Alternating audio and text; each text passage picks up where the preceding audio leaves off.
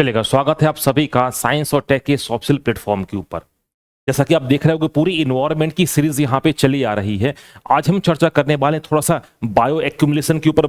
कल की चर्चा बच गई थी, उसके बाद हम आज चर्चा करने वाले हैं बायोडाइवर्सिटी के ऊपर हम बात करेंगे। इसके अलावा हम स्पीसीज कंसेप्ट भी आज ही इस क्लास में यहाँ पर समझने वाले हैं। तो चलेगा, करते हैं क्लास की शुरुआत। हाँ जी, चलो। हमने देखो, कल हमने बात कर रहे थे, हम बायो एक्कोमोडेशन की हम चर्चा यहाँ पे कर रहे थे। हमने बोला था क्या, बायो एक्कोमोडेशन, हिंदी में जैव संचयन की हम बात यहाँ पे कर रहे थे। याद करिएगा, बायो एक्कोमोडेशन, इसी पर हमारी बात रुकी थी। तो हमने कुछ जानकारी यहाँ पर ली थी बायो एक्कोमोडेशन के बारे में। तो हमने यहाँ पर समझा था किसको, डीडीटी को हमने यहाँ पर समझा था। याद करिएगा, डीडीटी। तो हमने डीडीटी को क्या बताया था कि ये होता है क्या, नॉन बायोडिग्रेडेबल सब्सटेंसेस।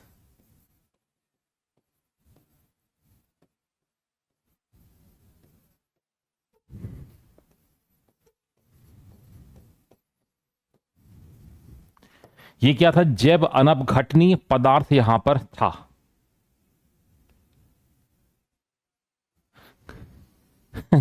कल और परसों का मुझे समय दे दो, कल का मुझे समय दे दो।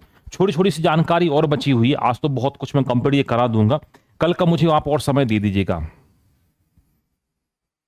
हाँ, कोई दिक्कत नहीं है ना। अभी आज का छोटी छोटी जानकारी और इसमें बची हुई है, मिसलेनियस टाइप की जानकारी है ना। तो आज कुछ हो जाएगा, नहीं हो पाएगा तो कल मैं आपको बता दूंगा सारी बातें, है ना। तो हमने कल बात की थी नॉन बायो, कैसा है, नॉन बायोडिग्रेडेबल सब्सटेंसेस है, हमने यहां पर बात की थी। और ये नेचर इसका कैसा होता है, नेचर इसका होता है लाइपोफिलिक नेचर।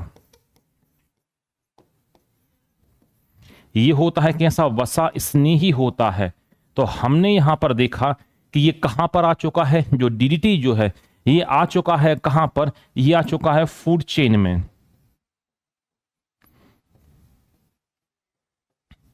जो खाद्य श्रृंखला है, खाद्य श्रृंखला में आ चुका है क्या, इसका जमाव यहां पर हो चुका है। ठीक है, तो खाद्य श्रृंखला में हो चुका है किसका जमाव, डीडीटी का जमाव यहां पर हो चुका है। इसे ही हम बोलते हैं क्या, इसे ही हम बोलते हैं बायो एक्यूमुलेशन कहा जाता है, जैव संचयन इसे कहा जाता है। तो जैव संचयन का मतलब यहां पे ये होता है, कोई भी ऑर्गेनिक सब्सटेंसेस फूड चेन में इंक्लूड हो जाए, खाद्य श्रृंखला में वो आ जाता है। इसे हम क्या नाम देते हैं, इसे हम बोलते हैं क्या, बायो एक्यूमुलेशन यहां पर कहा जाता है। आ रही बात समझ में,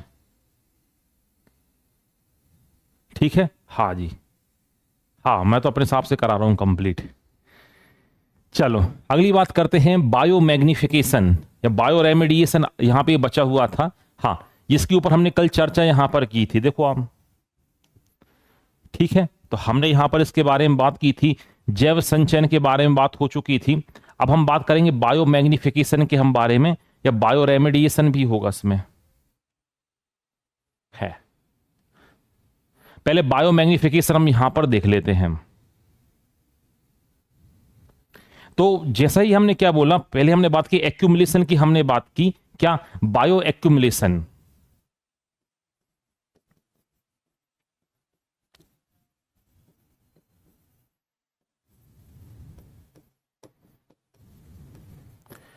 हमने यहां पर बात की सबसे पहले जैव संचयन की बात की, लिविंग ऑर्गेनिज्म में क्या जाना, किसी भी केमिकल का आ जाना, उसको हमने क्या नाम यहां पर दे दिया, उसे हमने बोल दिया बायो एक्यूमुलेशन, हमने यहां पर नाम दे दिया। अब हम बात कर रहे हैं बायो मैग्निफिकेशन की बात कर रहे हैं। देखना अगला शब्द ये रहा आपका, इसे बोला जाता है जैव आवर्धन कहा जाता है।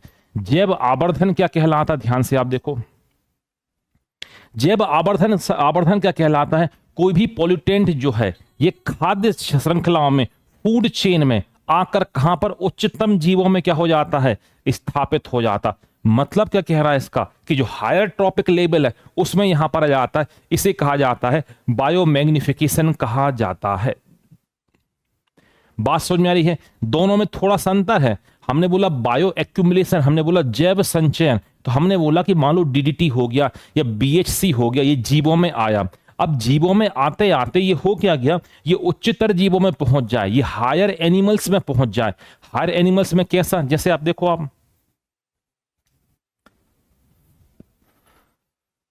भाई हमें डीडीटी की हम चर्चा कर लेते हैं। तो हमने छिड़काव किया कहां पर? हमने पानी में छिड़काव किया, मतलब हमने जमीन पर छिड़काव किया। जमीन से डीडीटी कहां पर आ गया? पानी में। इस पानी को मछलियों ने यहां पर क्या किया? उपयोग किया। तो डीडीटी आ गया कहां पर? इन मछलियों में आ गया।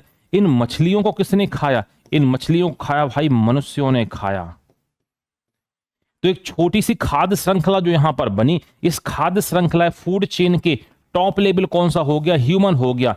इसमें डीडीटी दिया जाता है। ये कहलाता बायो मैग्निफिकेशन कहलाता है।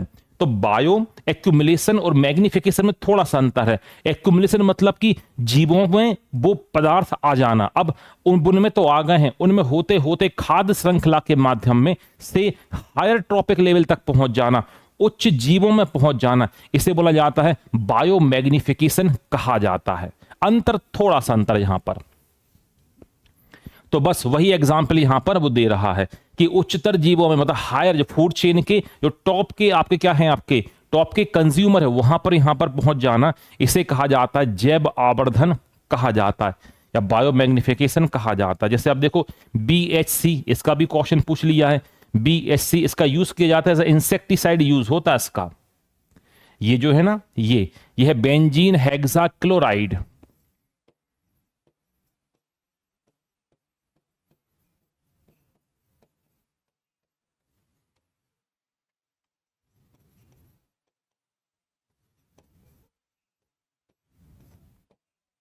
इसका उपयोग किया जाता है एज अ इंसेक्टिसाइड, इसका उपयोग किया जाता है कीटनाशक के तौर पर, इसका उपयोग यहां पर किया। ये भी क्वेश्चन पूछा है BHC, ठीक है।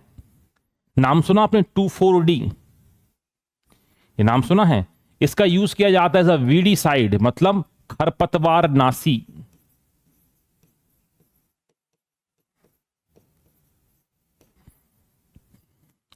तो इसे बोला जाता है बायो मैग्निफिकेशन।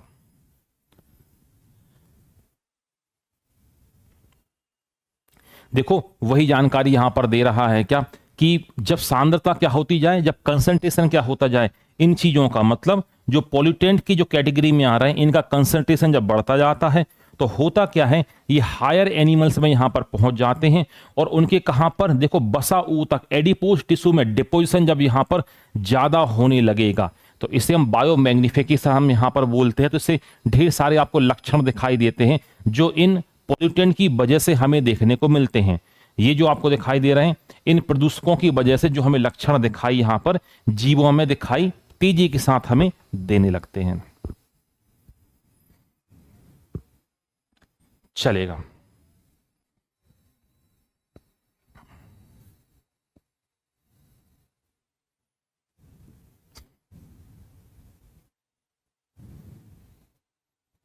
ठीक है। अच्छा, अब इसके बाद पहले लिंडमैन्स लॉ देख लें हम, उसके बाद हम कहानी को आगे बढ़ाते हैं। ठीक है, चलो हम चर्चा कर लेते हैं लिंडमैन्स लॉ की।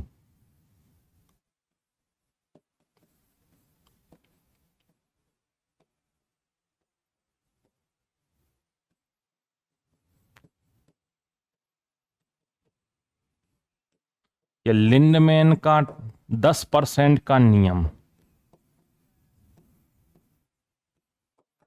कुछ लोग इसे जानते भी होंगे।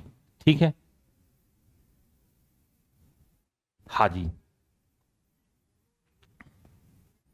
हाँ। 2,4-D जो होता है ना, चौड़ी पत्ती वाले जो खरपतवार जो होते हैं ना, उनके लिए उपयोग किया जाता है विशाल। चलो हम बात कर रहे हैं किसके ऊपर? लिंडमैन्स लॉ के ऊपर हम बात कर रहे हैं। लिंडमैन के हम नियम के ऊपर अब करने वाले हैं क्या चर्चा, कि लिंडमैन ने यहां पर क्या बताया था या लिंडमैन का क्या नियम क्या है। हाँ जी, ध्यान से आप देखो। लिंडमैन्स लॉ क्या बताता है? लिंडमैन्स लॉ ये बताता है, लिंडमैन वैज्ञानिक का नाम है, साइंटिस्ट का नेम है, इसने ये बताया कि किसी भी एक ट्रॉपिक लेवल से, एक पोषण स्तर से दूसरे पोषण स्तर में जब एनर्जी का क्या होता है, ट्रांसफर होता है, तो वो केवल और केवल 10% ही अगली जनरेशन में पहुंचता है। तो सर 90% क्या हो जाता है, क्या खत्म हो जाता है? तो खत्म तो नहीं होता है, क्योंकि हमने पढ़ा है energy can not be created, can not be destroyed, but change one form to another form. Example देखो, मैंने बोला ये है घास, ठीक है, इस घास को खाया किसी हिरण ने खा लिया। हिरण का शिकार कर लिया किसी सियार ने कर लिया मान लो। इस सियार को खा लिया किसी लकड़बग्घे ने खा लिया, मतलब हाइना ने खा लिया। इस लकड़बग्घे का शिकार कर लिया किसी शेर ने शिकार कर लिया। तो लिंडमैन का नियम क्या कहता है, एक डायग्राम के जरिए मैं आपको बताता हूं।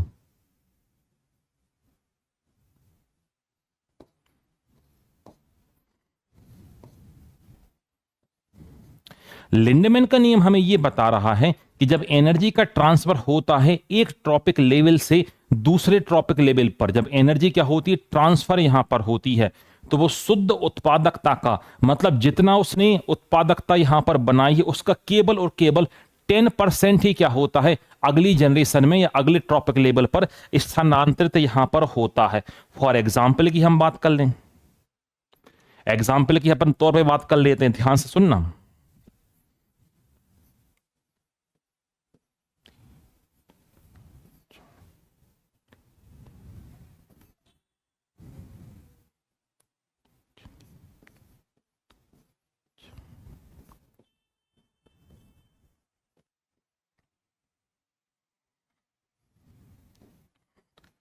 ये देखो,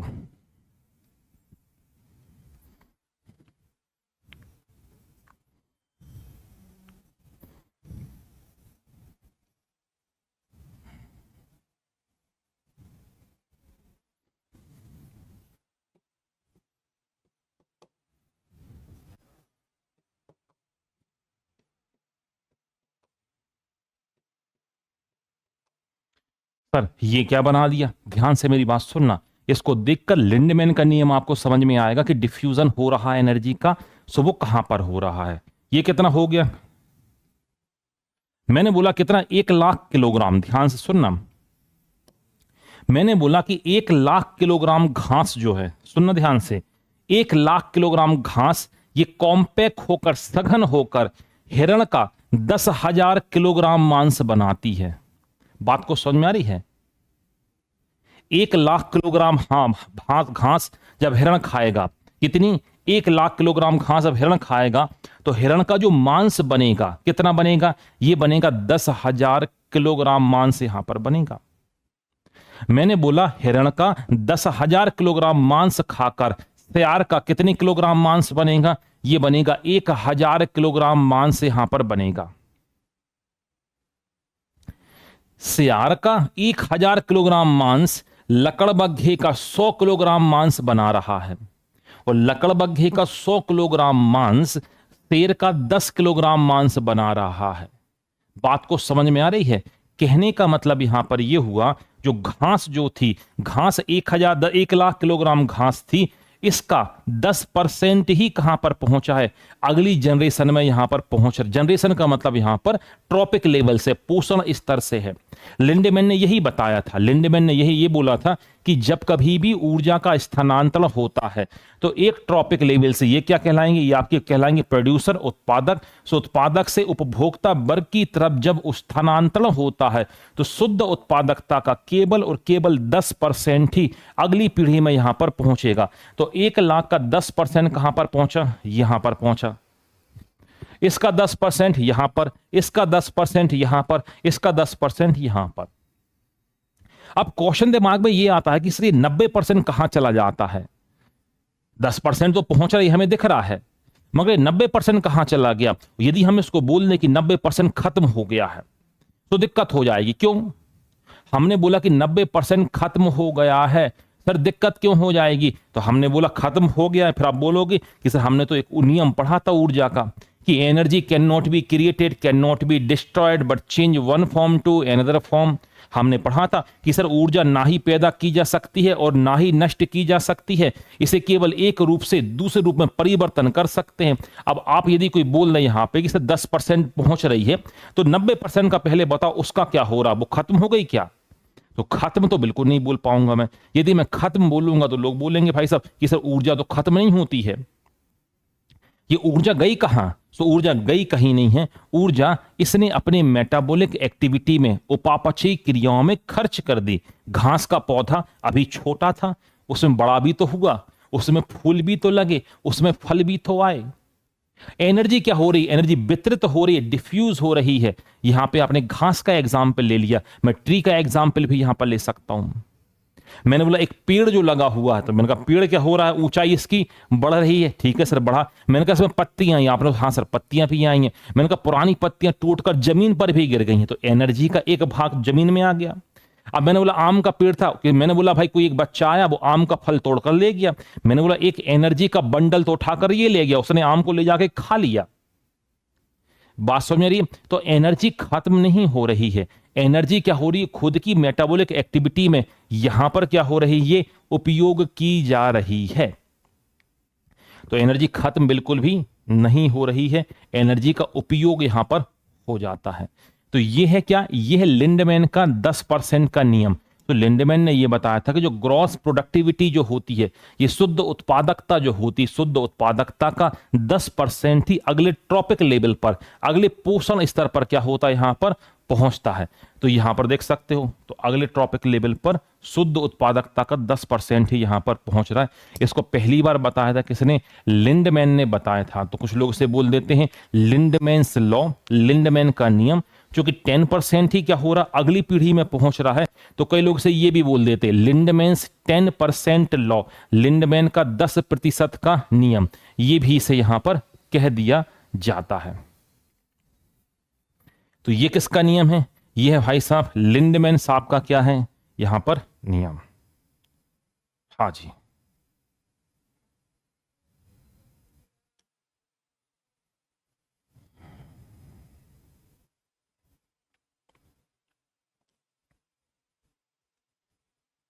ठीक है। चलो, इतनी बात समझ में आई। तो अब हम देख लेते हैं डायनामिक्स ऑफ इकोसिस्टम के बारे में हम करते हैं अब चर्चा। सर डायनामिक्स ये क्या कहलाता है? डायनामिक्स का मतलब, डायनामिक्स का मतलब होता है गतिक विज्ञान। हम ये बात तो कर रहे हैं क्या कि ऊर्जा जो हो रही है एक जगह से दूसरी जगह पर, उसका क्या हो रहा है? स्थानांतरण यहां पर ऊर्जा का हो रहा है। ये बात तो हमें समझ में आ रही है। ये तो बात तो हमें समझ में आ रही है कि ऊर्जा का क्या हो रहा है, एक जगह से दूसरी जगह उसका क्या हो रहा है? स्थानांतरण हो रहा। सर मगर कैसे हो रहा होगा? तो पारसिक तंत्र का गतिक विज्ञान का मतलब यहां पर यह है, हमने अभी इतना केवल समझ लिया कि भाई सूरज है, सूर्य से फोटोसिंथेसिस हो गई, प्रकाश संश्लेषण हो गया, शाकाहारी आ गए, मांसाहारी आ गए, उच्च मांसाहारी आ गए, अब घटक आ गए, प्रोड्यूसर आ गए, primary consumer, secondary consumer, tertiary consumer, top carnivores आ गए, उसके बाद आ गए डिकम्पोजर्स आ गए। तो ये ऊर्जा का जो प्रवाह जो हो रहा है, मतलब ऊर्जा का जो फ्लो जो हो रहा है, उसमें जो डायनामिक जो शो हो रहा है, ये एनर्जी का फ्लो ऊपर से यहां तक जा रहा है, ये कैसे हो रहा होगा? कोई रूल यहां पे लग रहा है क्या? जी हां, यहां पे रूल लग रहा है। किसका रूल लग रहा है? जिसको हम फिजिक्स में भी पढ़ते हैं, थर्मोडायनेमिक्स का रूल आपने पढ़ा है, ऊष्मागतिकी का नियम। वही नियम लग रहे हैं कहां पर? इस पारसिक तंत्र में ऊर्जा के प्रवाह के लिए। सर कौन कौन से नियम यहां पे लग रहे हैं? ध्यान से आप देखो, हम बात करते हैं, हमने बोला कि जो किसी भी पारसिक तंत्र में, किसी भी इकोसिस्टम में, the transfer and diffusion of energy is the ecosystem occurs according to the law of thermodynamics which are follows. हमने बोला किसी भी पारसिक तंत्र में जो ऊर्जा का स्थानांतरण हो रहा है, वो किसके नियम का पालन करता है? वो ऊष्मा गतिकी के नियम का पालन करता है, थर्मोडायनेमिक्स के रूल का पालन करता है। सर वो थर्मोडायनेमिक्स का रूल क्या है? सर हमने फिजिक्स में पढ़ा है पहला रूल, तो पहला रूल यहां पर ये लिखा,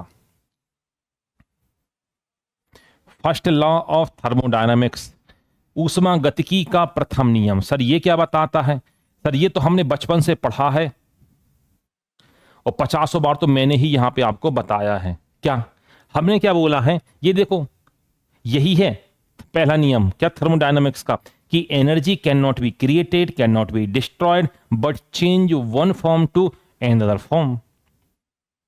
ऊर्जा को ना ही हम पैदा कर सकते हैं और ऊर्जा को ना ही हम क्या कर सकते हैं? नष्ट कर सकते हैं। हाँ, बस इतना कर सकते हैं, एक रूप से हम दूसरे रूप में हम चेंज कर लेते हैं। हमारे पास ढेर सारे इंस्ट्रूमेंट भी तो होते हैं जिनके माध्यम से हम एनर्जी को क्या कर लेते हैं? एक रूप से दूसरे रूप में बदल देते हैं। देखो एग्जाम्पल मैं कुछ आपको देता हूं, फिजिक्स के एग्जाम्पल यहां पे लगेंगे।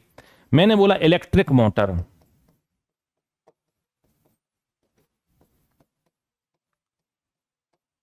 विद्युत मोटर, तो आपने बोला कि सर ये जो है ये क्या काम करता है, ये इलेक्ट्रिकल एनर्जी को किस में कन्वर्ट कर देगा, मैकेनिकल एनर्जी में। इलेक्ट्रिकल टू मैकेनिकल मतलब विद्युत ऊर्जा को ये बदल देगा किसमें, यांत्रिक ऊर्जा में।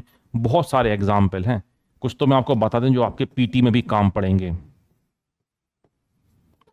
आपने बोला सर डायनामो, डायनामो इसका उल्टा काम करता है, ये मैकेनिकल को किसमें कन्वर्ट कर देगा, इलेक्ट्रिकल एनर्जी में।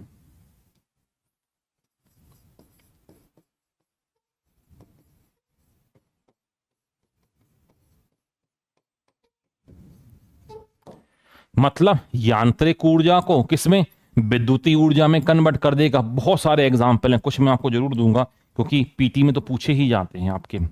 अगला एग्जाम्पल देखो, मैंने बोला क्या, सितार नाम सुना है, या गिटार। बताओ किसको किसमें कन्वर्ट करेगा, सितार देखो गिटार जो बजाते हैं किसको किसमें कन्वर्ट करेगा, बताओ सितार या गिटार। पता हो जल्दी से कमेंट करके आप बताते चलो, सितार या गिटार किसको किसमें बदलेगा।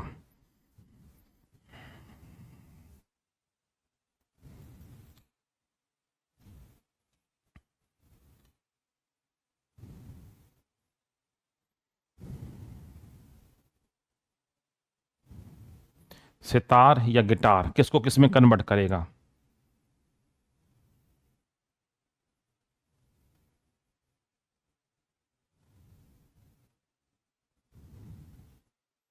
बताओ, सितार की अपन बात करते हैं, मैकेनिकल एनर्जी को किसमें कन्वर्ट कर देगा, मैकेनिकल मतलब यांत्रिक ऊर्जा को किसमें कन्वर्ट कर देगा, साउंड एनर्जी में।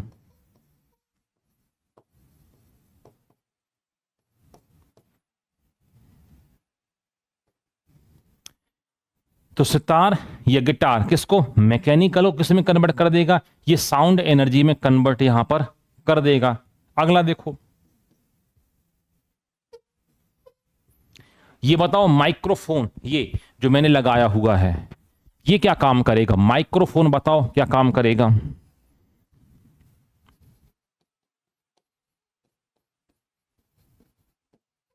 माइक्रोफोन ये किसको किसमें कन्वर्ट करेगा, तो माइक्रोफोन में बोल रहा हूं तो ये क्या काम करेगा, साउंड टू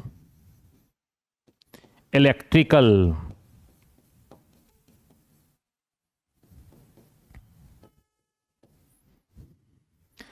ये विद्युत ऊर्जा को किसमें, ये विद्युत ऊर्जा किसमें, इलेक्ट्रिकल एनर्जी में कन्वर्ट यहां पर कर देगा। कौन, माइक्रोफोन जो मैंने यहां पर लगाया है।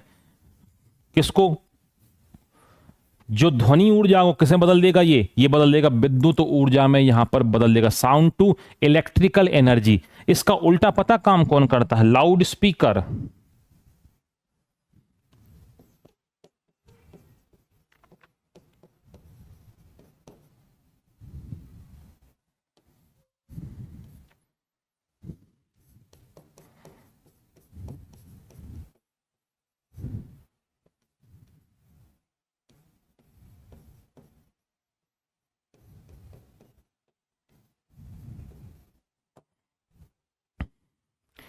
इसका उल्टा मतलब इलेक्ट्रिकल टू साउंड, ये कौन कन्वर्ट कर देगा, ये लाउड स्पीकर। क्यों, अब यहां से भी देखो वायर जा रहा है, ये यहां पर देखो एक बॉक्स लगा हुआ है, तो वहां पर वो आवाज थोड़ा सा बढ़ाओ तो यहां से आवाज उस पर भी सुनाई हमें दे जाती है। तो किस पर, इलेक्ट्रिकल टू साउंड, उल्टा काम कर देगा ये।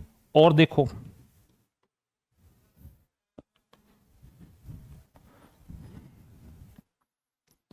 अगला, फोटोवोल्टिक सेल।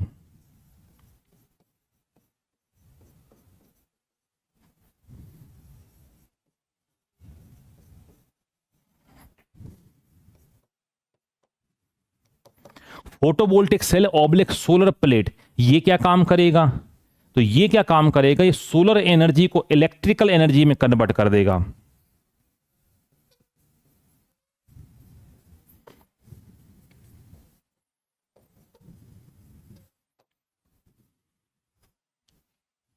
सोलर एनर्जी किसमें, इलेक्ट्रिकल एनर्जी में कन्वर्ट कर देगा। और देखो अगला देखो, फोटोसिंथेसिस।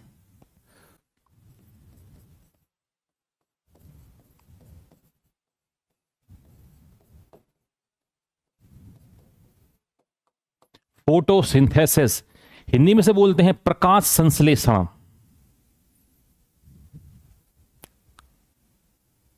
प्रकाश संश्लेषण, ये प्रकाश संश्लेषण फोटोसिंथेसिस क्या काम करेगा, किसको किसमें कन्वर्ट करेगा, तो सोलर एनर्जी को किसमें, केमिकल एनर्जी में।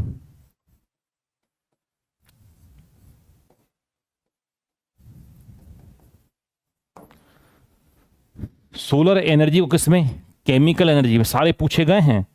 अगला देखो आप, सेल ऑब्लिक बैटरी,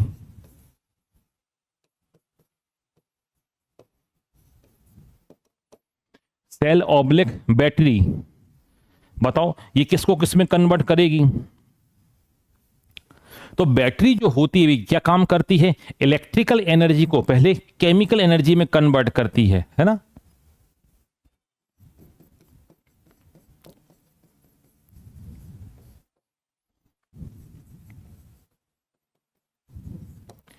ये विद्युत ऊर्जा को किसमें, रासायनिक ऊर्जा में परिवर्तित यहां पर करती है चार्जिंग के टाइम पर, चार्जिंग के टाइम पर। और डिस्चार्ज यदि आप इसको करोगे, मतलब इससे आप एनर्जी को लोगे, तो इसका उल्टा काम करेगी। तो फिर क्या काम करेगी, इस केमिकल को फिर कन्वर्ट कर देगी इलेक्ट्रिकल में।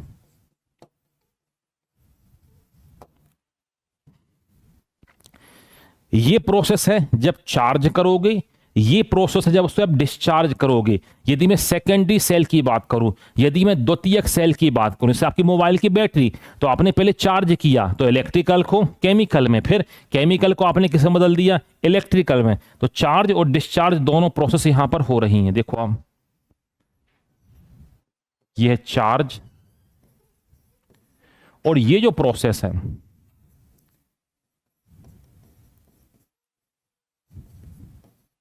ये है डिस्चार्ज। तो चार्जिंग की और डिस्चार्जिंग की दोनों प्रोसेस मैंने आपको यहां पर बताई। ठीक है,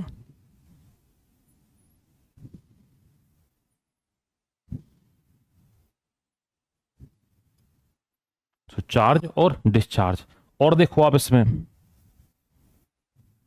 अगली बात करते हैं, इलेक्ट्रिक बल्ब की बात कर लेते हैं।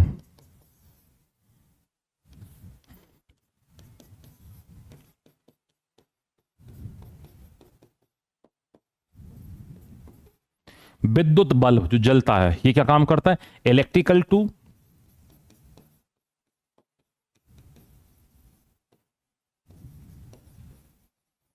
Heat and light.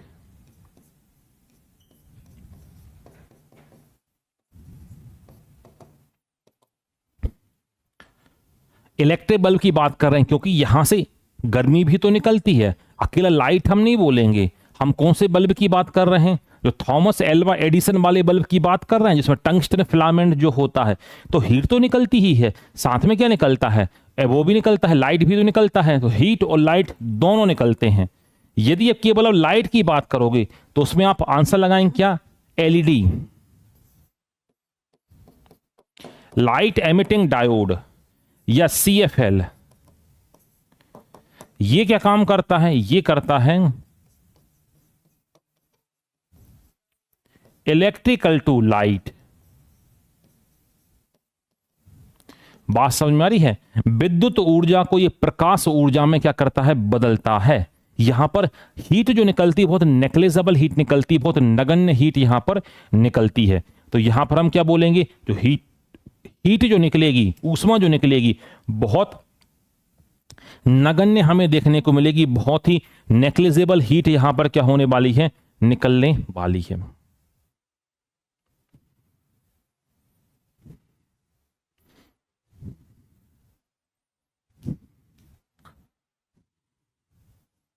और देख लो,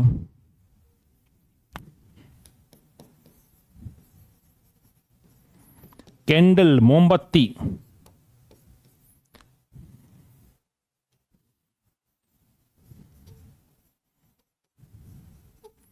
ये केमिकल को कन्वर्ट करेगी किस में, लाइट एंड हीट में।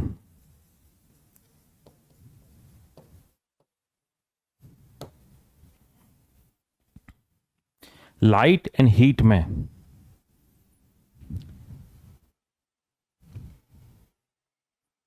बात समझ में आ रही है? तो ये क्या है, हमने ढेर सारे इक्विपमेंट यहां पर देखे, ये उसी के ऊपर काम कर रहे हैं। कौन सा? जो अपना थर्मोडायनामिक्स का फर्स्ट रूल जो है, थर्मोडायनामिक्स का क्या है, जो प्रथम नियम जो है, ये उसी के ऊपर ही काम कर रहे हैं। क्या? जो हमने बोला था कि ऊर्जा को ना ही बना सकते हैं हम, ना ही हम इसे खत्म कर पा रहे हैं। हाँ, बस एक फॉर्म से, एक रूप से हम दूसरे रूप में से चेंज बस हम यहां पर कर देते हैं। तो यही तो कहलाता है ऊष्मागतिकी का फर्स्ट लॉ। तो वही हमने यहां पर बोला है। हमने क्या बोला है? हमने ये बोला है कि हम देख क्या रहे थे? हम देख रहे थे ये क्या, डायनामिक्स ऑफ इकोसिस्टम देख रहे थे। तो हमने बोला इकोसिस्टम में जो एनर्जी का जो फ्लो जो हो रहा है, ऊर्जा का प्रवाह जो हो रहा है, ये किस तरीके से हो रहा है। तो हमने यहां पर ये बोला कि ये ऊर्जा का प्रवाह जो है, ये पहले नियम का पालन कर रहा है। ऊष्मागतिकी का जो पहला नियम जो है ना, ये उसका क्या कर रहा है? पालन यहां पर कर रहा है। तो ये नियम क्या बोलता है कि भाई एनर्जी को ना ही हम बना पाते हैं, हम ना ही इसे खत्म करते हैं, ये चेंज होता रहता है एक फॉर्म से दूसरे फॉर्म में। इसी को ही हमने लिंडमैन की फर्स्ट लॉ में भी देखा था, जहां पर एनर्जी क्या हो रही थी, एक फॉर्म से दूसरे फॉर्म में, दूसरे से तीसरे फॉर्म में, ये लगातार क्या हो रही थी? चेंज हो रही थी। तो पहले नियम का पालन यहां पर ये होता है। दूसरा नियम देखो क्या है इसका,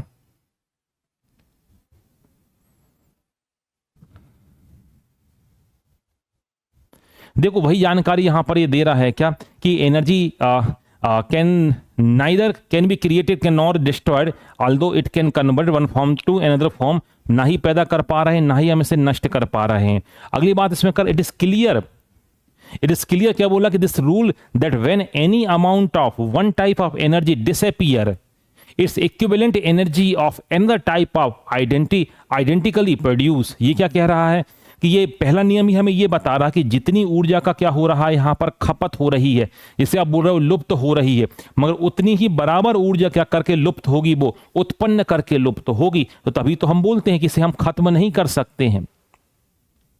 ये फर्स्ट लॉ के ही पॉइंट है जो यहां पर बताया जा रहा है कि कैसा एनर्जी का फ्लो यहां पर हो रहा था।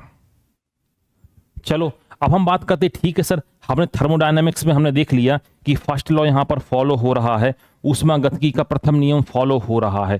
सर अब इसमें क्या होगा सेकंड में?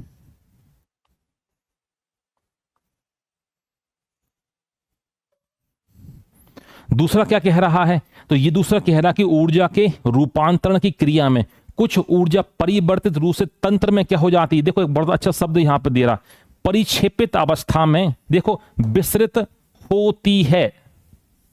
सृष्टि में ऊर्जा के अनेक रूप हैं, उस रूप में ये विस्तृत हो जाती है। According to this law the process of energy conversion, some energy diffuse from the system. Sir ये क्या बोला? Diffuse from the system.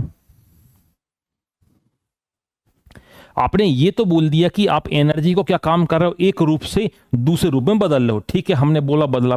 तो यहां पर एक दूसरा रूल ये बता रहा कि जब बदलोगे ना, उस बदलने के दौरान कुछ एनर्जी डिफ्यूज होगी, इन्वायरमेंट में निकलेगी। सर एग्जाम्पल कोई है इसका सटीक क्या? हाँ, इसका एक बहुत सटीक एग्जाम्पल मैं आपको दे रहा हूं। आपने अपनी कार को चालू किया, ठीक है, तो आपने अपनी कार को चालू किया और आप निकल गए घूमने के लिए। आपने कार को करीब 100 किलोमीटर आपने गाड़ी को चलाया, ठीक है, 100 किलोमीटर गाड़ी को आपने चलाया और सामने गाड़ी का आपने बोनट को टच करके देखा। आपने देखा अरे बोनट को टच जैसे ही आपने किया, अरे ये तो गर्म हो गया है। मैंने बोला गर्म क्यों हो गया? तो आपने बोला सर इंजन चला है ना, इसलिए गर्म हो गया है। इसका मतलब क्या हुआ जरा समझना। आपने गाड़ी में डाला तेल, डीजल डाला, आपने पेट्रोल डाला, तो उससे आपको मिलनी थी एनर्जी। ठीक है सर, मिली हमें एनर्जी। उससे टायर घूमा, ठीक है सर, टायर घूमा सर, उससे हमारी गाड़ी इतनी चल कर आ गई। मैंने कहा चल कर आ गई, बहुत बढ़िया। मैंने कहा ये बोनट गर्म क्यों हुआ? तो आपने बोला जब इंजन चला ना, तो इसमें कुछ फ्रिक्शन भी होता, कुछ घर्षण भी होता, तो जिसकी वजह से इंजन गर्म हो जाता है। तो मैंने बोला देखो इसका मतलब ये हो गया, जब कभी भी कोई भी कार्य आप करोगे तो पूरा का पूरा 100% उसको आप कन्वर्ट नहीं कर सकते, 100% एफिकेसी नहीं मिलेगी।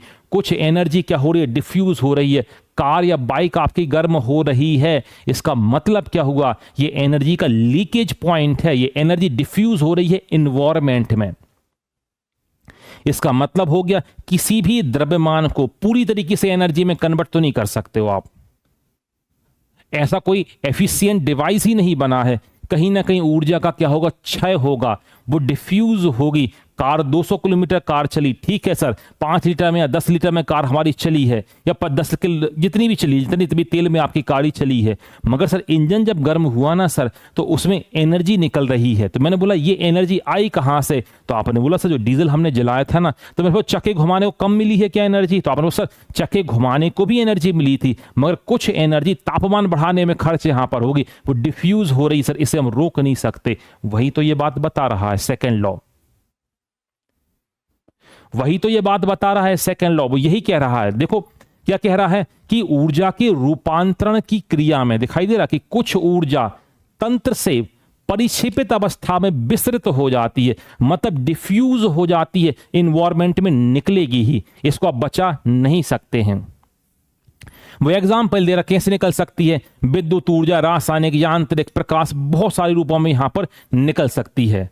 और कई जगह क्या होता है, देखो ताप के रूप में भी बोला कि टेम्परेचर के रूप में भी यहां पर निकलती है। तो कहने का मतलब यहां पर यह है, जब कभी भी कोई भी काम आप करते हैं, एनर्जी का हमेशा ट्रांसफर यहां पर होगा, मगर 100% एफिकेसी के साथ नहीं बनेगा कि जितना इनपुट है उतना ही आपको आउटपुट मिले। तो एनवायरमेंट का टेम्परेचर या बोल सकते हो कुछ डिफ्यूज एनर्जी यहां पे 100% होगी, वो लीकेज कहलाता है, इसको आप रोक भी नहीं सकते हो। हाँ, अधिकतम अच्छा बना सकते हो, मगर उसके बावजूद भी कितनी ही महंगी गाड़ी खरीद लेना, इंजन गर्म होगा ही, 100% होगा।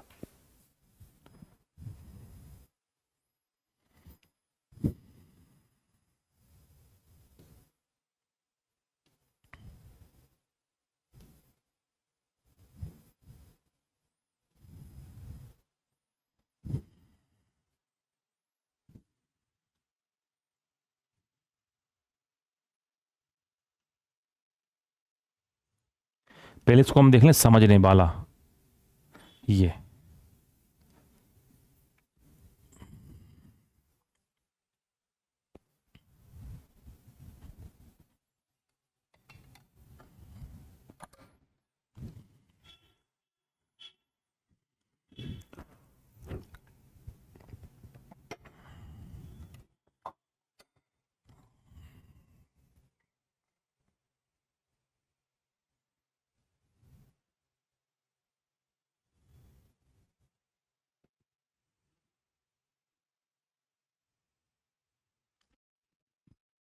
चलो, हमने पिछली क्लासेस में हमने इसके बारे में चर्चा कर ली थी, किसके बारे में? बायोडायवर्सिटी के बारे में, जैव विविधता के बारे में हमने चर्चा कर ली थी। मैंने बहुत बेसिक जानकारी आपको यह भी बता दिया था कि जो बायोडायवर्सिटी होती है, जैव विविधता जो होती है, सर्वाधिक कहां पर पाई जाती है? ये इक्वेटर 0 डिग्री के आसपास पाई जाती है। जैसे जैसे यहां से आप पोल्स की तरफ आप जाते हैं, तो बायोडायवर्सिटी क्या होती जाती? क्रमशः कम होती जाती है। इन सारी बातों के ऊपर मैं आपके साथ चर्चा कर चुका हूं। इन बातों के ऊपर चर्चा हुई कि नहीं हुई? जल्दी बताओ मुझे हाँ ना करके। इन बातों के ऊपर चर्चा हुई है कि नहीं हुई है? हाँ या ना करके बताओ पहले, फिर इसके मैं प्रकार बताऊं।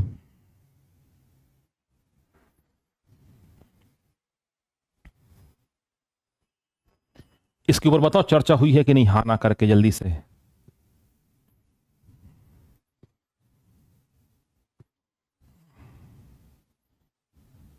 हाँ, हो गई है, हाँ। तो बस थोड़ी सी जानकारी इसमें मुझे, इसके टाइप मुझे थोड़े से आपको और बताने हैं। तो इसके ऊपर मैंने आपके साथ डिटेल में चर्चा कर दी थी। लंग्स ऑफ प्लैनेट के बारे में आपको बता दिया था, ग्रह के फेफड़ों के बारे में भी मैंने जिक्र आपके साथ कर दिया था। चलेगा, तो अब बात करते हैं बायोडायवर्सिटी क्या कहलाती है, जैव विविधता। सामान्य भाषा में हम बोलते हैं कि पौधे और जंतुओं की प्रजातियों का पाया जाना, ये क्या कहलाती है? इसे कहा जाता है जैव विविधता कहा जाता है। ये भी हम देख चुके थे। इसके अलावा देखो, संयुक्त राष्ट्र ने ये परिभाषा दी थी, इसके बारे में भी हमने यहां पर देख लिया था। ये कभी मीन्स में लिखने को आए कि भाई जैव विविधता क्या होती है, तो इसके अनुसार आप परिभाषा या डेफिनेशन आप यहां पर लिख सकते हैं। फिर हमने देखा था कि जो जैव विविधता जो होती 3 प्रकार की होती है। या क्या प्रकार देखे थे क्या हमने, बताओ? ये देखो प्रकार देखे थे क्या हमने?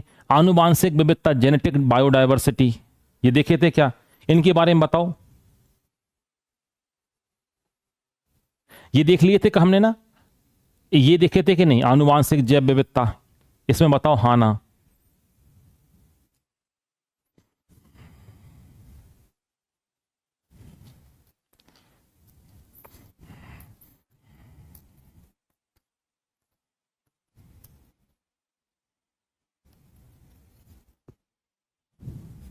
हाँ, ये नहीं देखे थे। चलो, एक है जेनेटिक है, एक है स्पीसीज है, और एक कौन सी है, एक इकोसिस्टम डायवर्सिटी। ये नहीं देखे थे। अब हम प्रकारों को देख लेते हैं, चलिएगा।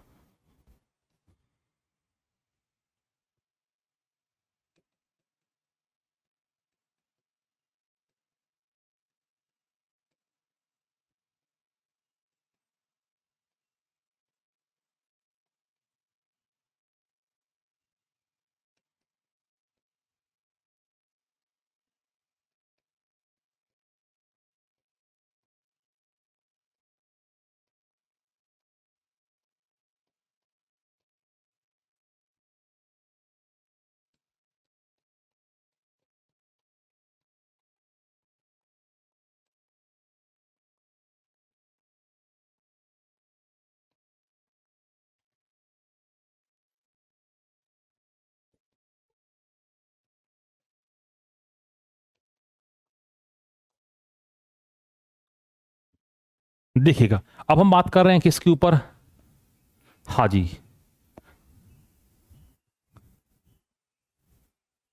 ठीक है। बात करते हैं हम डाइवर्सिटी की, हम बात कर रहे हैं, हम जैव विविधता की बात कर रहे हैं। यदि हम जैव विविधता को देखें तो हमने से ब्रॉड टर्म में 3 पार्ट्स में डिवाइड किया है। पहला कहलाता है जेनेटिक बायोडाइवर्सिटी, दूसरा कहलाता है स्पीसीज बायोडाइवर्सिटी, और तीसरा कहलाता है कौन सा, इकोसिस्टम बायोडाइवर्सिटी। तो जो पारिस्थितिक तंत्र में हमने जो बायोडाइवर्सिटी जो है, इसको हमने 3 भाग में यहां पर बांटा है। हाँ, ये नेशनल पार्क वगैरह जो है ना, आप ज्योग्राफी में पढ़ते हो, मैंने कंसेप्ट आपको समझा दिया है। अलग अलग जो नेशनल पार्क है ना, वो ज्योग्राफी में आप ज्यादा पढ़ते हो, इसलिए फिर मैंने उसको कवर यहां पर नहीं कराया है, हप्पू है ना। ठीक है, चलेगा। बात करते हैं आनुवांशिक जैव विविधता, जातिगत जैव विविधता, और तीसरी कहलाती है आपकी इकोसिस्टम बायोडायवर्सिटी कहलाती है। अब हम पहले बात कर लेते हैं कौन सी जैव विविधता, आनुवांशिक या जेनेटिक बायोडायवर्सिटी या जेनेटिक डायवर्सिटी।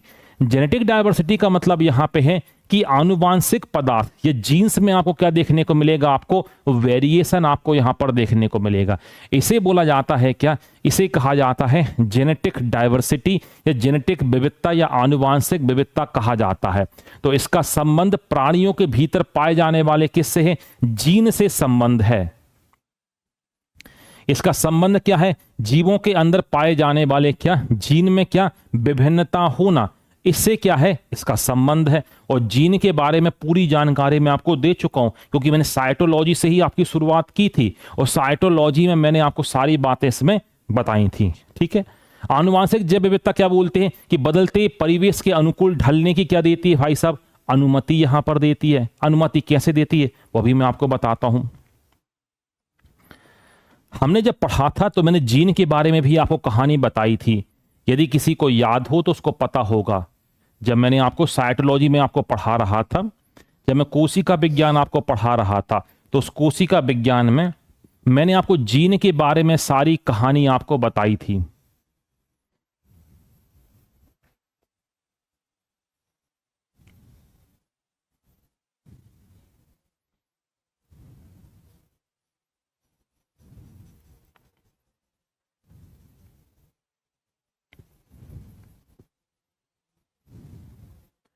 आ रही बात समझ में? तो मैंने आपको ऐसा कुछ डायग्राम बना के बताया था। तो मैंने बोला था ये है क्या, ये है क्रोमोसोम गुणसूत्र,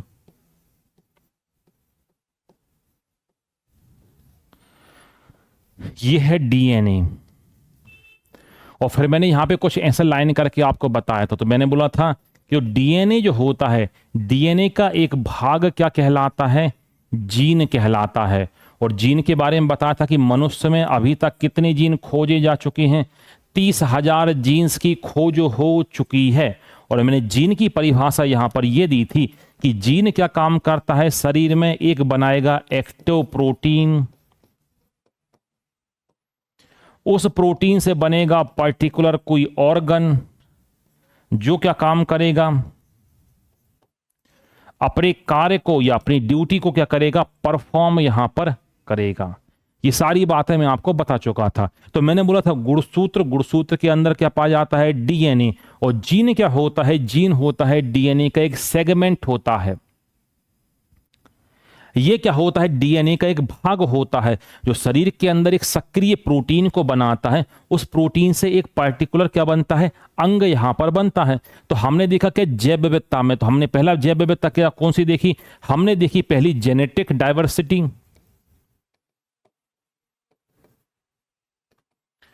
हमने बोला आनुवांशिक विविधता। तो हमने बोला आनुवांशिक विविधता जो होगी वो किस स्तर पर होगी, वो जीन के स्तर पर होगी। इसका मतलब जीन में यदि कोई चेंज होगा तो पर्टिकुलर ऑर्गन में परिवर्तन होगा और वो अपनी ड्यूटी को जो परफॉर्म कर रहा है उसकी परफॉर्मेंस क्या होगी, इससे प्रभावित होगी। तो वही तो ये बात आपसे कर रहा है क्या, कि आनुवांशिक विविधता प्रजातियों को बदलते परिवेश के प्रति ढलने की अनुमति देती है। ढलने से मतलब क्या है, ढलने से मतलब यहां पर यह है कि जो चेंज हम यहां पर कर रहे हैं, तो सबसे पहले चेंज कहां पर आएगा, तो जीन में सबसे पहले परिवर्तन आएगा।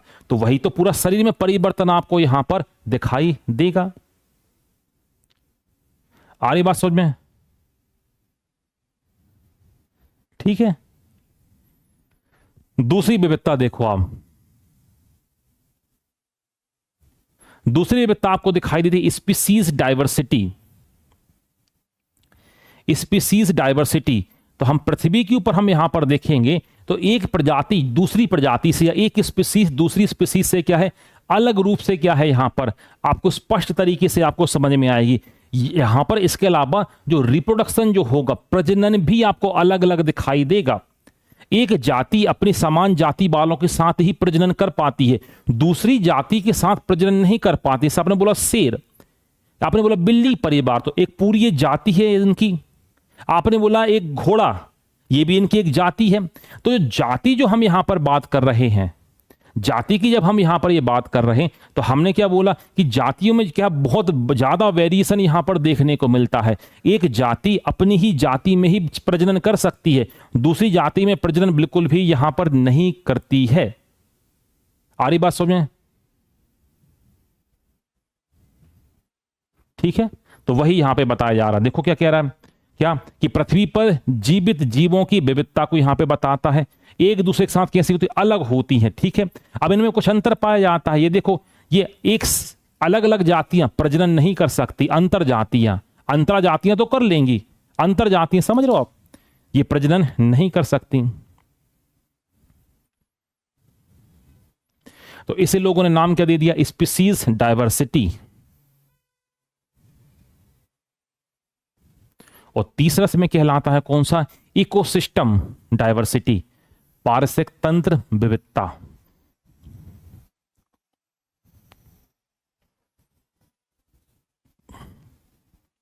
तो ये क्या बता रहा है कि विभिन्न प्रकार के आवासों को बताता, भाई अलग अलग आप संदर्भित करता मतलब बताता है, अलग अलग क्या बताता है, हैबिटेट को यहां पर बताता है।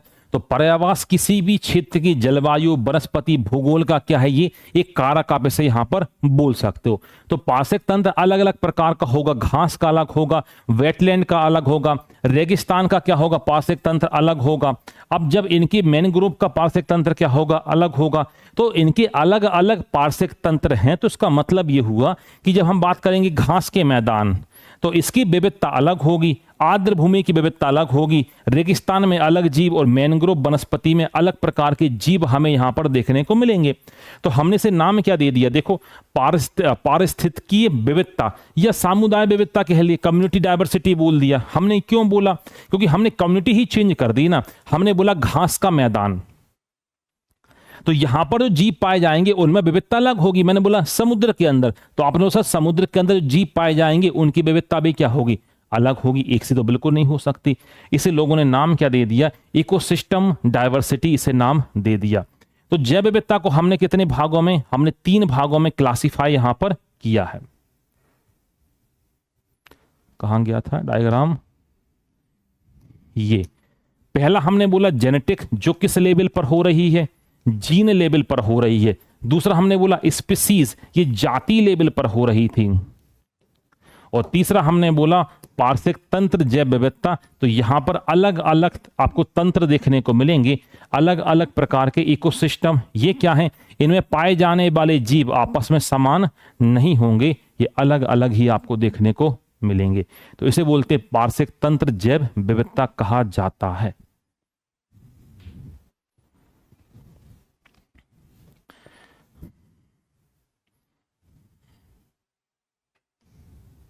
चलो अगला देखो। हाँ, ये जैव विविधता तो हमने देख ली। सर इसको मेजर कैसे करें, हम मापें कैसे, मापने के लिए हमारे पास कुछ है क्या, ध्यान से आप देखना। हाँ, मापने के लिए अपने पास 3 प्रकार अल्फा बीटा गामा से हम क्या करते हैं, इसे मेजर करते हैं। 2 मेजर हैं, एक ये हो गया अल्फा बीटा, तीसरा हो गया क्या, गामा। ठीक है,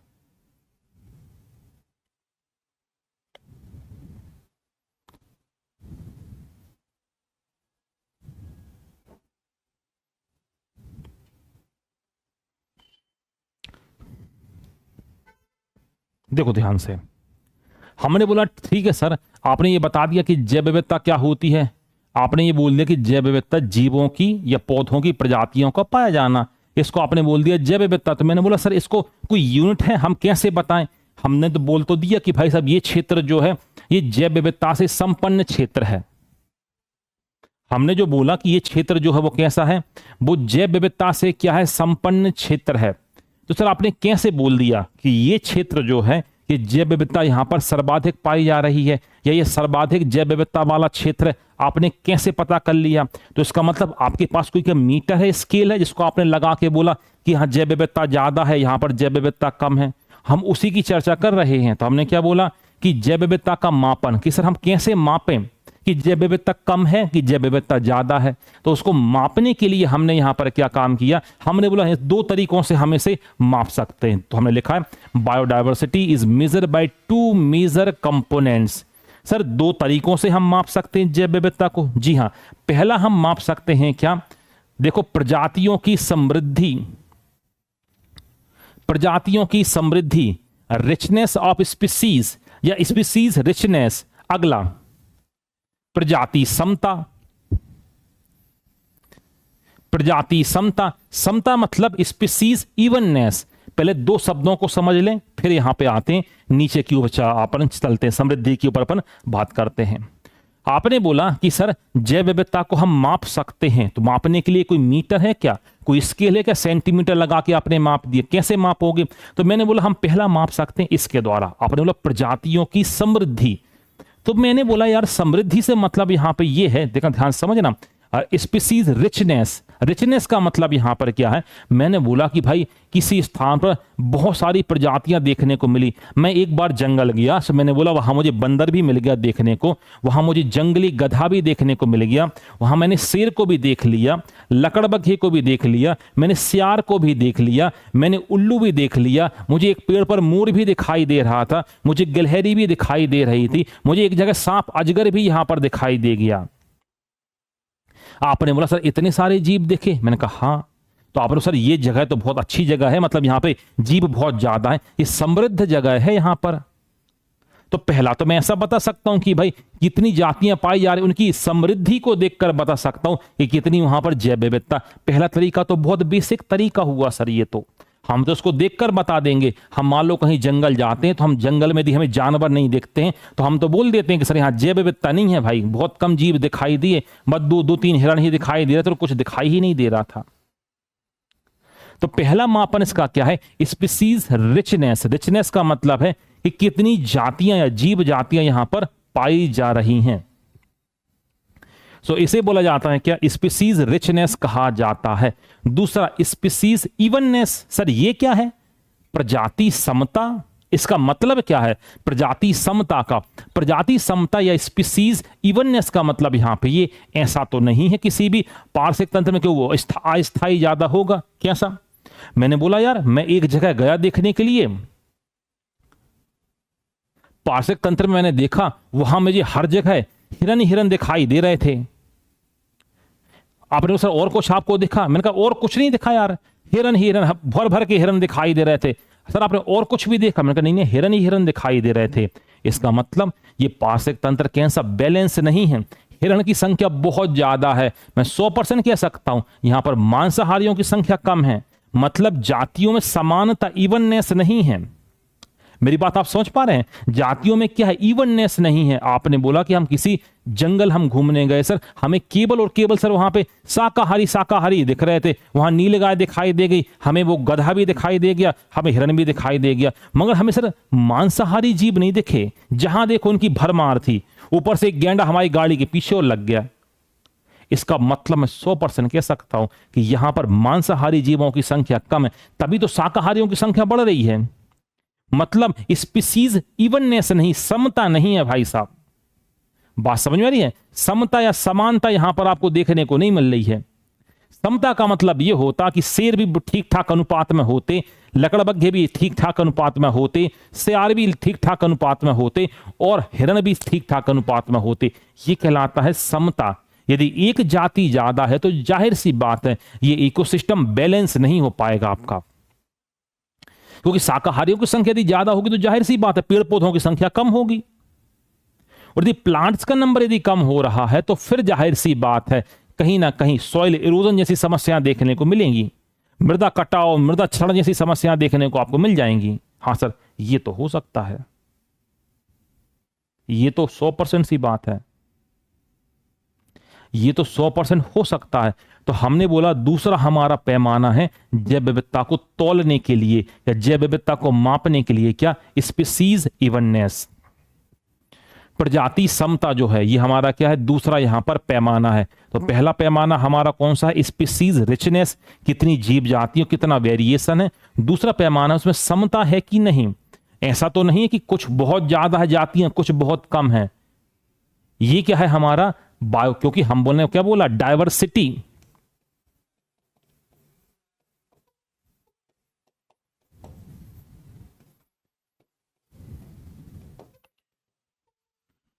बायो का मतलब लिविंग, डायवर्सिटी का मतलब क्या? वेरिएशन, विविधता।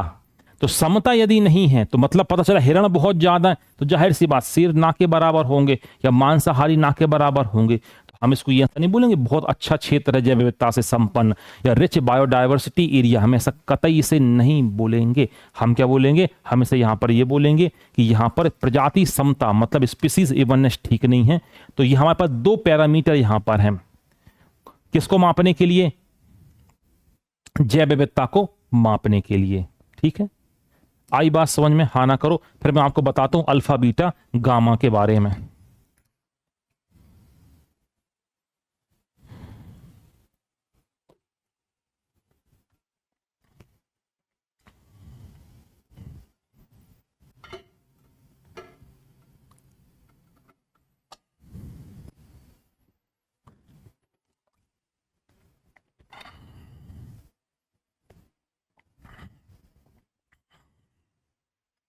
ठीक है, हाँ जी, आगे बात समझ में आपको। चलो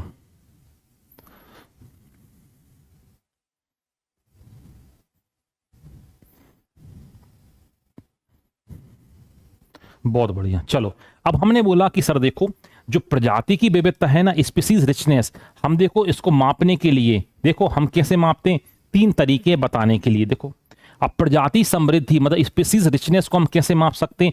अल्फा बीटा और गामा से हम इसे क्या कर रहे हैं?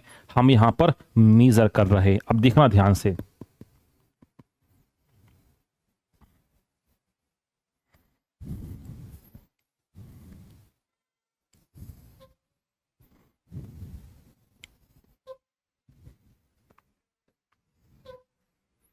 तीन हमारे पास इकोसिस्टम है।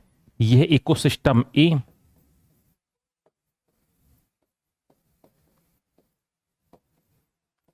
ये है इकोसिस्टम बी, ये है इकोसिस्टम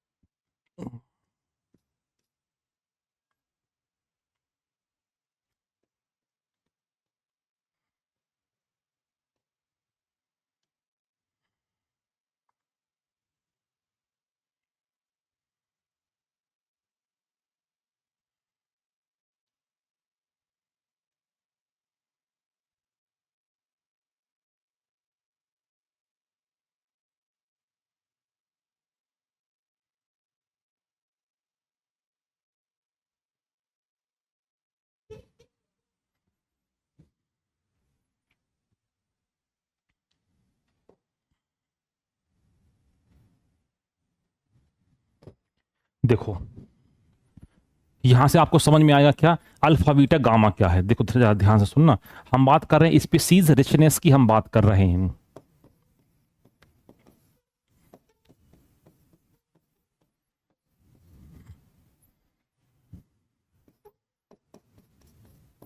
जातिगत विविधता की हम बात कर रहे हैं।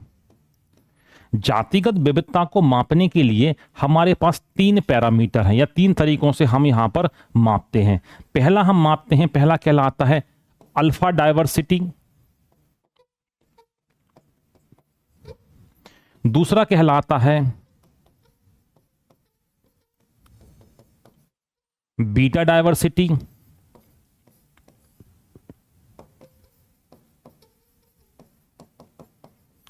और तीसरा कहलाता है क्या, गामा डायवर्सिटी। तो हमने बोला जो जातिगत जैव विविधता है हम तीन तरीके से हम यहां पर मापते हैं। पहला कहलाता है अल्फा बायोडायवर्सिटी या अल्फा डायवर्सिटी, दूसरा कहलाता है बीटा। ये क्या है, जातिगत विविधता, मतलब किसी क्षेत्र में कितने जीव पाए जा रहे हैं, उनको हम कैसे मेजर करें, हम उसको कैसे बताएं। उसको मेजर करने के लिए हमारे पास तीन तरीके। पहला जातिगत जैव विविधता को अल्फा डायवर्सिटी, बीटा और गामा। पहले हम इसे पढ़ लें, फिर हम एक एक करके प्रैक्टिकल करके हम इसे देख लेंगे। देखो, तो पहली विविधता कौन सी कहलाती है, अल्फा डायवर्सिटी। ध्यान से सुनना, पहली विविधता कौन सी है, अल्फा डायवर्सिटी, अल्फा विविधता।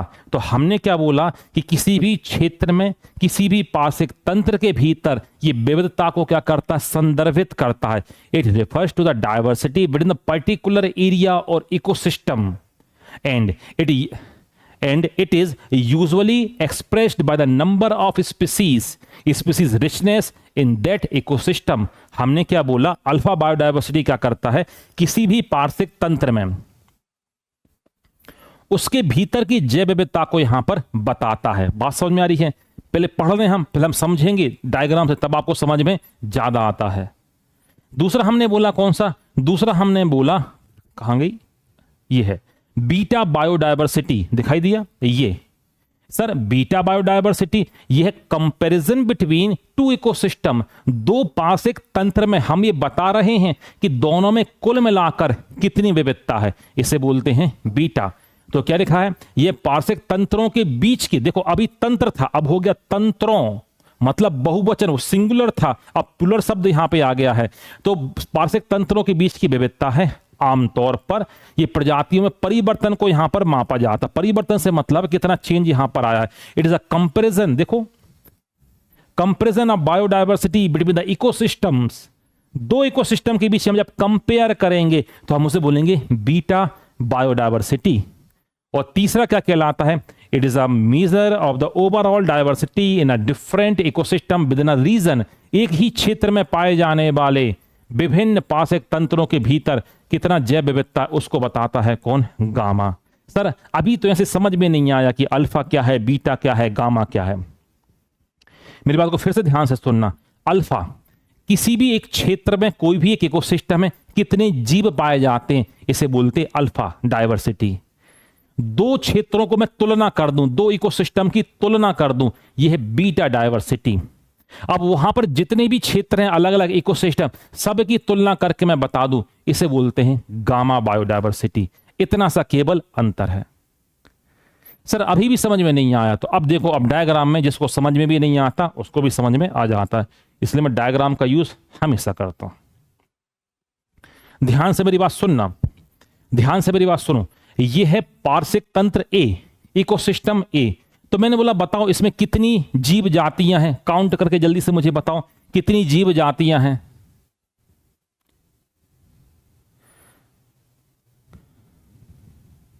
कितनी जीव जातियां हैं यहां पर, अल्फा बायोडायवर्सिटी कितनी है बताओ मुझे काउंट करके इस ए वाले रीजन में।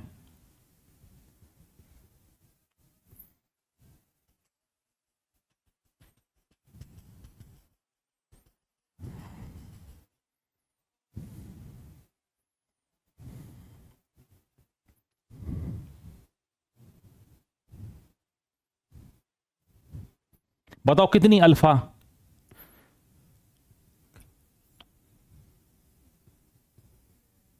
बहुत बढ़िया।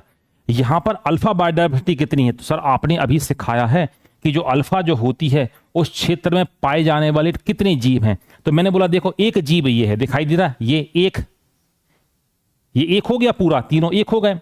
ये दूसरी प्रकार के जीव हैं, देख रहा आपको।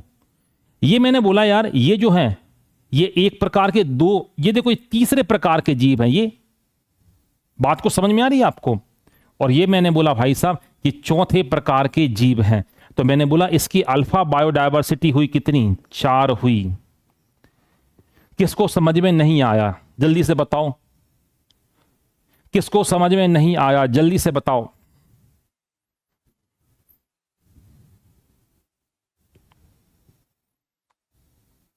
समझ में आ गया हो तो यस करो, आगे बढ़ूंगा मैं। मतलब किसी भी क्षेत्र में कितने जीव पाए जा रहे हैं, मतलब उसमें वेरिएशन कितना है। तो मैंने बोला नंबर 1 टाइप के 3 हैं, ठीक है, तो एक इनको बोला। नंबर 2 टाइप के ये थे, इनको 2 बोला। नंबर 3 टाइप के ये 3 थे, नंबर 4 टाइप के ये थे। तो टोटल जैव विविधता कितनी हो गई, 4 हो गई। टोटल जैव विविधता हो गई 4। बहुत बढ़िया, सभी को समझ में आ गया। चलो तो आपको समझ में आ गया तो मुझे ये बता दो इकोसिस्टम बी में अल्फा बायोडायवर्सिटी कितनी है। क्षेत्र नंबर बी में बताओ अल्फा बायोडायवर्सिटी कितनी है।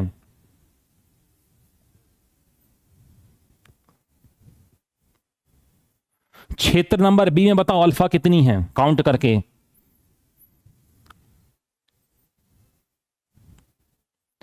क्षेत्र नंबर बी में अल्फा कितनी है। बहुत बढ़िया, सबको समझ में आ गया। तो सर एक प्रजाति ये है, ठीक है, दूसरी प्रजाति ये है, तीसरी प्रजाति ये है, चौथी प्रजाति ये है और पांचवी प्रजाति ये है। तो हमने यही तो बोला था कि किसी भी एक इकोसिस्टम में कितनी वैरायटी के जीव पाए जा रहे हैं, वही तो उसकी अल्फा बायोडायवर्सिटी कहलाएगी। चलो नंबर 3 की ओर लगे हाथ बता ही दो कितनी है इसमें। नंबर 3 की ओर बता दो, नंबर 3 की ओर बता दो अल्फा।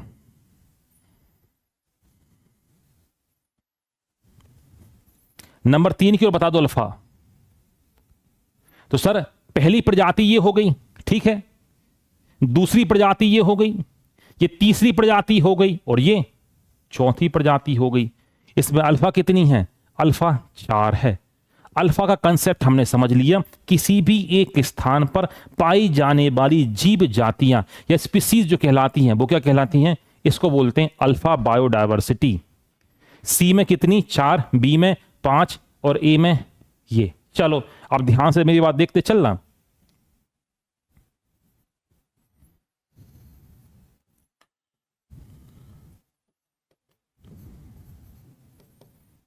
चलो अब बात कर रहे थे अपन किसकी? बीटा की अपन बात कर रहे थे। तो हमने बीटा को क्या बोला था? तो हमने ये बोला था कि दो जो इकोसिस्टम जो हैं, दो पार्श्विक तंत्र जो हैं, उनमें कितनी जीव जातियां हैं वो क्या कहलाएगी? बीटा। मुझे कोई बता पाएगा कि इकोसिस्टम ए में और इकोसिस्टम बी में बीटा बताओ कितनी है? बीटा प्रजातियां बताओ कितनी हैं?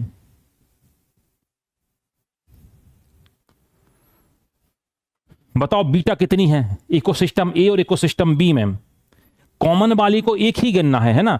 जो उभयनिष्ठ है उनको एक ही गिनना है, उनको दो नहीं गिनना है। जैसे ये कॉमन यहां पर एक ये है तो एक ये, तो एक प्रजाति ये हो गई, ठीक है। दूसरी प्रजाति ये हो गई, ठीक है। तीसरी प्रजाति ये हो गई, ठीक है। चौथी प्रजाति ये हो गई। बात समझ रहे मेरी बात को? टोटल नहीं करना है, टोटल नहीं करना है, टोटल नहीं करना है।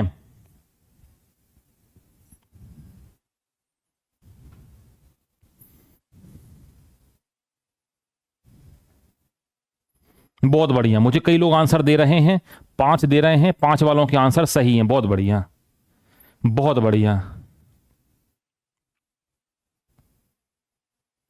अब कई लोगों ने क्या काम किया? जोड़ दिया। जोड़ना नहीं है भाई, देखो क्यों नहीं जोड़ना है, ध्यान से समझना। जोड़ना क्यों नहीं है? मैंने बोला भाई साहब मान लो ये हिरन है, तो मैंने बोला ये प्रजाति का हिरन यहां पर भी है और ये प्रजाति का हिरन यहां पर भी है, तो मतलब वो यहां पर भी जोड़ा है और यहां पर भी जोड़ा। दो हिरन प्रजातियां थोड़ी हैं, हिरन की तो एक ही प्रजाति है ना। मेरी बात समझ में आ रही है? मैं तो गौर देखकर ही बता दूंगा 5 अंतर होगा। देखो ध्यान से कैसे, देखो देखो देखो ना, गौर से देखो। मैंने बोला 4 प्रजातियां इसमें है टोटल अल्फा, इसकी अल्फा कितनी है? 5 है। मैं देख के ही समझ गया, मैंने कहा एक प्रजाति इसमें अलग से अलग है। मैंने गौर से देखा भाई साहब ये हैशटैग वाली प्रजाति है ना, ये बस इसमें अलग है, बाकी सब कॉमन है। ये देखो ये दोनों कॉमन है, ये देखो एक हो गई, 2 कॉमन, 3 कॉमन, 4 कॉमन। 4 तो कॉमन है, मगर बी में एक जाति अलग से। भाई साहब ये कौन सी जाति है? तो बीटा कितनी हो जाएगी? बीटा हो जाएगी 5 हो जाएगी। मैं इनको जोड़ूंगा नहीं, जोड़ने पर क्या होगा भाई? एक प्रजाति का मान लो ये हिरन ये है, वही प्रजाति का हिरन तो ये है। अब यदि मैं इसको जोड़ दूंगा तो भाई ये 2 प्रजातियां थोड़ी हो गई, प्रजाति तो एक ही थी वो। आ रही बात समझ में? हमने क्या बोला? बीटा विविधता कहलाती है जब 2 इकोसिस्टम को हम कंपेयर करके निकालते हैं। हमने कंपेयर करके निकाल दिया।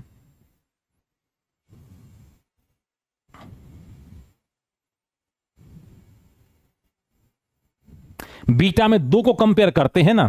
चलो अब मुझे ये बताओगे जरा, मुझे इसका और इसका बीटा निकाल के बताओ जरा, इसका और इसका बीटा निकाल के बताओ। बी और सी का बीटा निकाल के बताओ कितना होगा। बी और सी का बीटा निकाल के बताओ कितना होगा।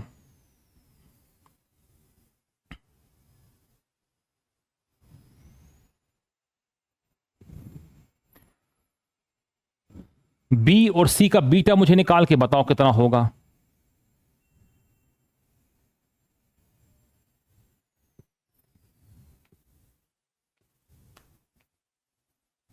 कुछ लोग ठीक ठीक पहुंचे हैं, गिन लो ना, गिन ले अपन। ध्यान से देखना, गिन रहा हूं मैं, देखो ध्यान से। अब मेरे साथ गिनो, बीटा निकाल लो। एक ये हो गया, कंपेयर करते हुए हो गया एक। चलो एक ये हो गया, हुआ एक। चलो ये हो गया क्या? 2 हो गया, 2, 3 इसमें नहीं है, 4 इसमें नहीं है, 5 इसमें नहीं है, मगर इसमें ये अलग से एक और है, 6 दिखाई दे रहा आपको। ये अलग से क्या है इसमें? 7। बीटा कितनी निकल के आएंगी? 7 निकल के आएगी भाई, देख लो आप। बात समझ में आ रही है? देखो ये दोनों में है तो एक प्रजाति तो ये हो गई कॉमन, इसको मैंने बोला कितना, एक हो गया। ये कॉमन वाली, पहले इसको क्लियर कर लिया, ये क्लियर हो गया, चलो ये हो गई क्लियर। फिर मैंने बोला भाई एक इसमें ये भी ऐसा है, ये एक इसमें ये है, ये दो हो गई प्रजातियां, इनको हटा दिया अपन ने, ठीक है। चलो अब मैंने बोला सर इसमें ये प्रजाति इसमें है मगर इसमें नहीं है, मगर विविधता में तो है, तो तीसरी, सर चौथी इसमें है मगर इसमें नहीं है, चौथी ये हो गई। सर पांच भी इसमें है मगर इसमें नहीं है, मगर होगी तो विविधता में काउंट, पांच इसमें हो गई। सर इसमें दो अलग से प्रजातियां, एक लाल वाली और स्टार वाली, तो पांच उसमें और दो इसमें हो गई अलग से, सात हो गई प्रजातियां। कोई भी प्रजाति मैंने दो बार काउंट नहीं करी है, और आप देख लो गौर से, इसको मैंने क्या बोला, एक नंबर एक, दोनों में कॉमन था, इसको मैंने बोला नंबर दो, दोनों में कॉमन था, तो तीन चार पांच और ये छह सात, तो कॉमन कितनी दोनों में, सात है ना। मेरी बात समझ में आ रही है? जो कॉमन है उसको अपन एक ही मानेंगे ना, कॉमन को अपन एक ही मानेंगे। हाँ अब इसमें ये अलग से, सर ये मान लो जंगली गधा है, ये मान लो जंगली भैंस है, ये दो प्रजाति इसमें अलग से, मैंने बोला इसमें भी दो अलग से प्रजातियां हैं, तो मगर वो अपनी विविधता में काउंट तो होंगी। टोटल कितनी, बीटा सात है। आई बात समझ में? चलो तो मुझे जरा पहला और सी वाले के में अल्फा निकाल के बता दो, बीटा निकाल के बता दो जल्दी से, आप इतनी बात समझ ही गए हो तो। पहले और आखिरी में बीटा,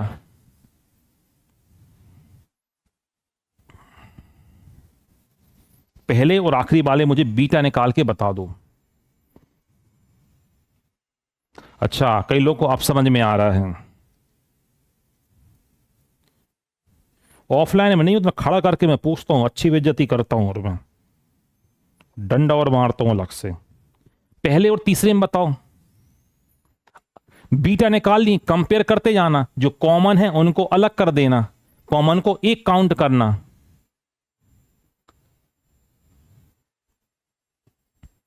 सात निकल के आ रही हैं, देखो ये, देखो ये दिख रहा है, ये कौन सी प्रजाति हो गई, ये मैंने बोला नंबर एक प्रजाति हो गई, ठीक है। अब देखो ये दूसरी, उसमें नहीं है तो इसमें है, दूसरी, ये तीसरी, ये चौथी, चार इसमें हो गई, पांच इसमें हो गई, छह इसमें हो गई, सात। कंपेयर करूंगा तो सात निकल के आ रही है भाई साहब, देख लो आप, कंपेयर करो, सात निकल के आ रही हैं। सो बीटा जैव विविधता क्या कहलाती है, जब दो इकोसिस्टम को हम कंपेयर हम कर देते हैं तो इसे हम बोलते हैं क्या, बीटा बायोडायवर्सिटी इसे कहा जाता है।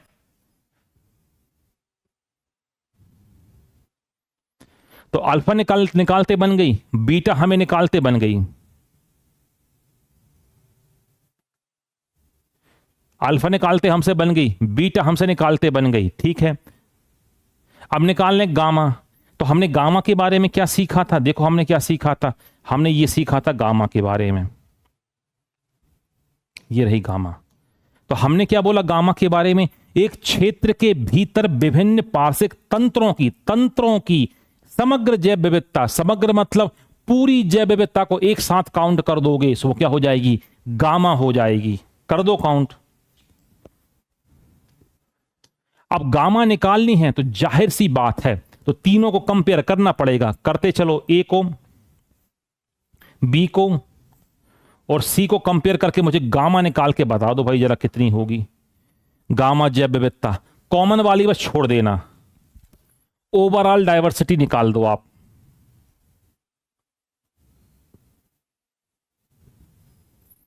ओवरऑल डायवर्सिटी आप निकाल दो।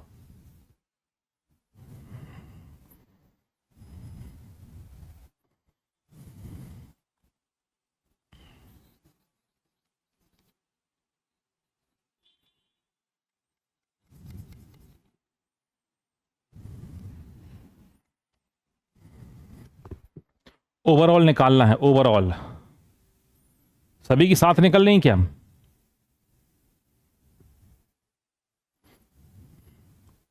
कई की 8 निकल रही, कई की 6 निकल रही, ऐसा क्यों हो रहा भाई। कॉमन को एक ही गिनना है ना, कॉमन को अपन एक गिनेंगे।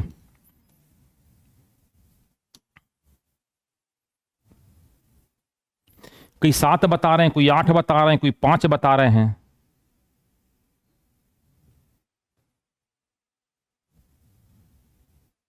अच्छा ओवरऑल 7 निकल के आ रही हैं।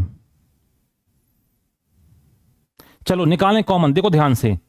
एक मैंने बोला जाति यहां पर है, ठीक है, एक सेम जाति यहां पर है, एक सेम जाति यहां पर है, तो एक पहली प्रजाति हो गई। अब मेरी तरफ ध्यान दो, मेरी तरफ ध्यान दो, पहली प्रजाति हो गई, सब में कॉमन थी, चलो सर।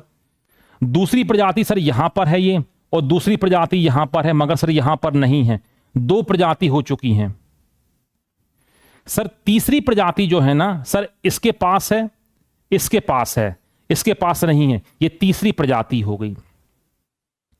मैंने बोला चौथी प्रजाति कोई है क्या, तो आपने बोला सर चौथी प्रजाति इसके पास तो नहीं है, हां, मगर आपने बोला सर चौथी प्रजाति इसके पास है और इसके पास है, ये हो गई कौन सी, चौथी प्रजाति हो गई। फिर मैंने बोला और कुछ बची है क्या, आपने बोला कि सर पांचवी प्रजाति ये है, मैंने बोला बहुत बढ़िया। आपने बोला सर छठवीं प्रजाति ये है, 6 प्रजातियां हो गई। अभी एक कोई सी बच रही है क्या, कुछ लोग 7 बोल रहे हैं, तो एक बच रही है अपनी, ये बच रही है, देखो ये वाली। तो टोटल गामा कितनी निकल के आ रही हैं, 7 निकल के आ रही हैं। 8 कैसे निकली किसी की, बताओ भाई मुझे, 8 कैसे निकली, सारी काउंट हो गई, ये देखो ये हो गया, तो ये तीनों काउंट हो गए, ये हो गया काउंट, ये हो गया काउंट। अब यहां पे गोला लगा दिया तो ये भी काउंट हो गए, है ना, कोई ऐसी प्रजाति बच भी नहीं रही है। तो 7 क्या है, गामा। तो गामा क्या कहलाता है कि मान लो ये पूरा एक पार्थिक तंत्र था, तो अलग अलग छोटे छोटे क्या बने थे, उसमें सिस्टम बने थे, उसकी मैंने यदि काउंट करके यहां पर निकाला है, तो उसको मैंने क्या बोला, उसको मैंने बोला गामा। हो गई ना सारी, तो ये कहलाती अल्फा, बीटा और गामा। लो बच्चों वाला काम था ये।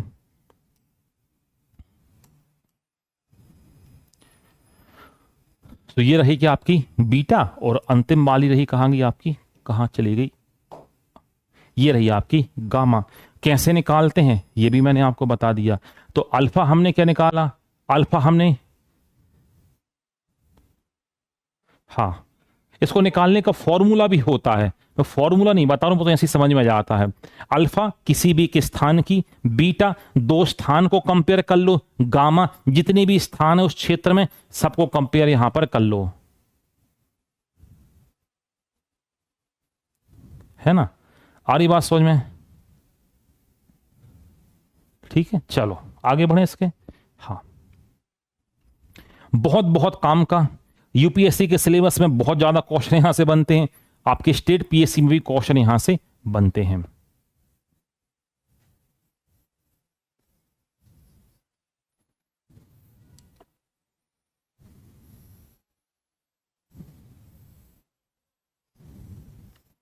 बहुत बहुत काम का। अब हमने कहीं ना कहीं आपने पढ़ा होगा, कहीं आप पढ़ते हो विलुप्त प्रजातियां, सुना है आपने, एक्सटिंक्ट स्पीसीज, कहीं आपने सुना विलुप्त होने की कगार पर, कहीं आपने सुना संकटापन्न प्रजातियां, संकट की बिल्कुल वहीं पर हैं, कगार पर खड़े हुए हैं, कहीं आपने सुना कि भाई साहब ये एक्सटिंक्ट स्पीसीज सुना है। अब ये है क्या सर शब्द, ये किसको हम बोलेंगे विलुप्त प्रायः प्रजाति, किसको हम बोल देंगे विलुप्त हो चुकी है, किसको हम बोलेंगे विलुप्ति की ये कगार पर यहां पर खड़ी हुई है, हम कैसे निकालें। तो यहां पर क्या काम किया, IUCN नाम सुना होगा, कल इसके बारे में और जानकारी मैं आपको दूंगा।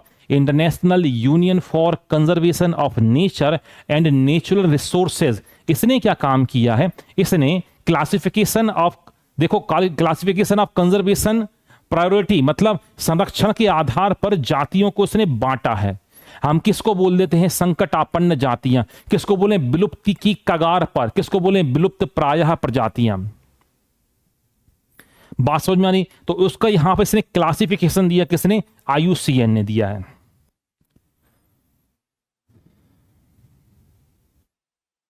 देखो तो पहली प्रजाति देखें, उल्टा देख रहे हैं अपन, तो पहली हम प्रजाति देख रहे हैं एक्सटिंक्ट स्पीसीज, EX लिखा है ना, एक्सटिंक्ट स्पीसीज, विलुप्त प्रायः प्रजातियां, दिखाई दे रहा है, विलुप्त प्रायः प्रजातियां।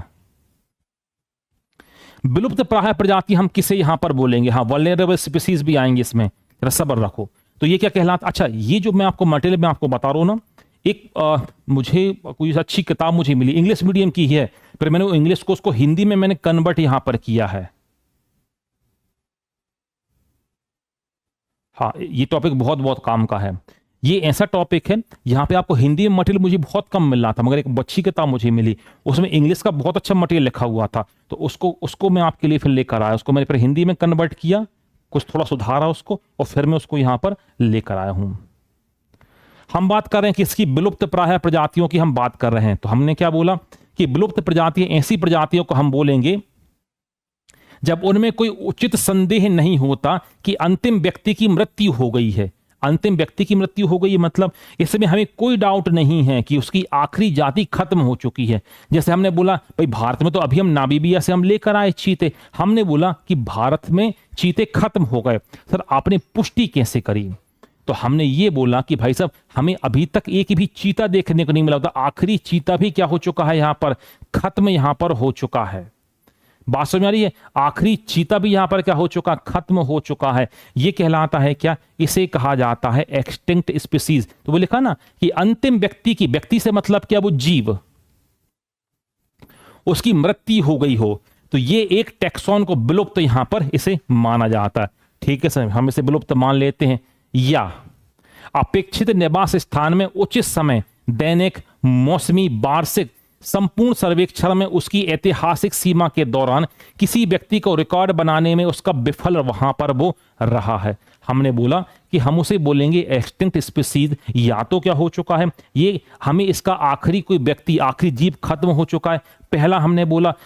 या दूसरा हमने बोला, मैंने किसी को बोला एक काम करो भाई जरा जंगल में देखकर तो आओ कि चीते बचे हैं कि नहीं बचे। तो उसने बोला सर ठीक है, अभी ठंडे का समय शुरू हो रहा, मैं जाके देख के आता हूँ। ठीक है। मैंने कहा मिले? उसने बोला नहीं मिले। मैंने कहा अभी गर्मी का समय हो, फिर जाके देखना, हो सकता पानी मानी पीने बाहर निकले।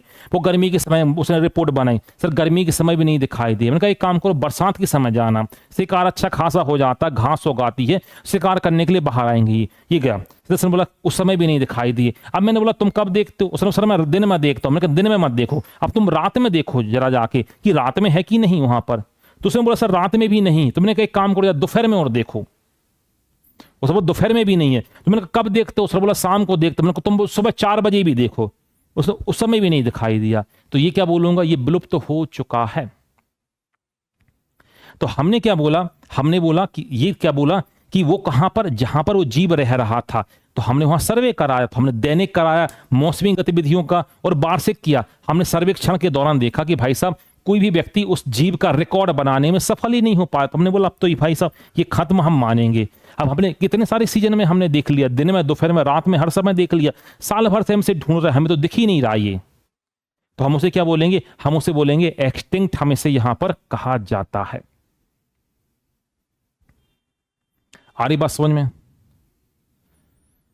तो पहली स्पीसीज हमने देखी क्या? विलुप्त प्रायः प्रजातियां। तो विलुप्त प्रायः के बारे में बोला कि भाई साहब इनका आखिरी सदस्य खत्म हो गया है।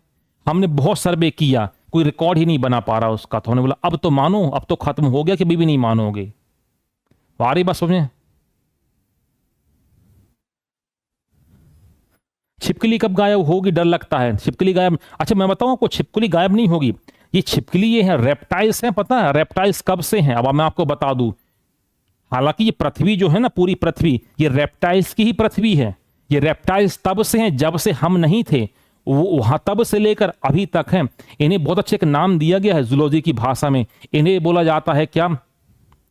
ट्रू विनर ऑफ लैंड, पृथ्वी के विजेता बोला जाता है सरीसृप वर्गों को। क्यों? क्योंकि ये उस समय से हैं जब हम नहीं थे, और आज भी हैं, और हो सकता हम ना रहे और ये भी रहें। एग्जाम्पल मैं आपको दे सकता हूं रेप्टाइल्स का।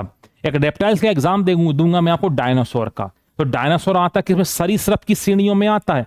डायनासोर भी उसी में आता है, मगर भी उसी में आता है, घड़ियाल भी उसी में आता है, छिपकली भी उसी में आती है। तो ये उस समय भी थे जब हम नहीं थे, और ये आज भी हैं।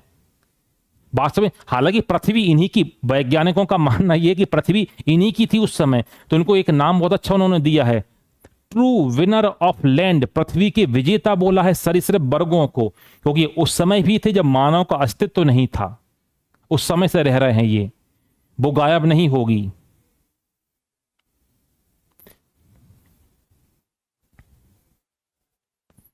तो ये कहलाता है एक्सटिंक्ट स्पीसीज, आपको यहां पर ये दिखाई दी। अगली कहलाता है सीआर, क्रिटिकली एंडेंजर्ड स्पीसीज, लुप्त प्रायः प्रजातियां।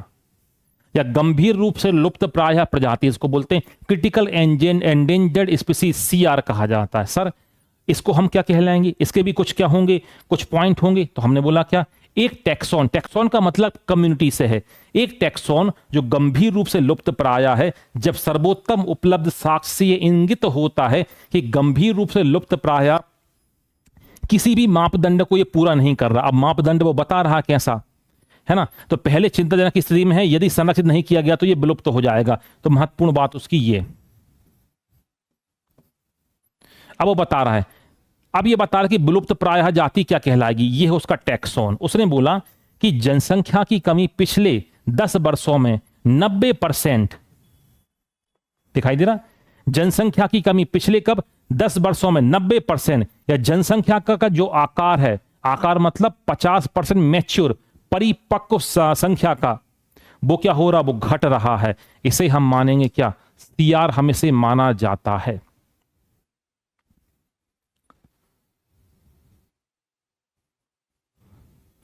ये कहलाता है क्या, क्रिटिकली एंडेंजर्ड स्पीसीज। तो हमने क्या बोला, क्रिटिकली एंडेंजर्ड स्पीसीज हमने क्या बोला कि भाई साहब पिछले 10 वर्षों में, है ना, पिछले 10 वर्षों में उसकी जनसंख्या 90% तक क्या आ जाए, उसकी गिरावट आ जाए, या तो 90% गिरावट आ जाए, या 50% क्या हो जाए, उसके परिपक्व मैच्योर सदस्य कम हो जाए, उसको हम बोलेंगे क्या, सीआर की हम कैटेगरी में हम यहां पर रखते हैं। हम उसे बोलते हैं क्रिटिकली एंडेंजर्ड स्पीसीज, उसे हम यहां पर कहते हैं।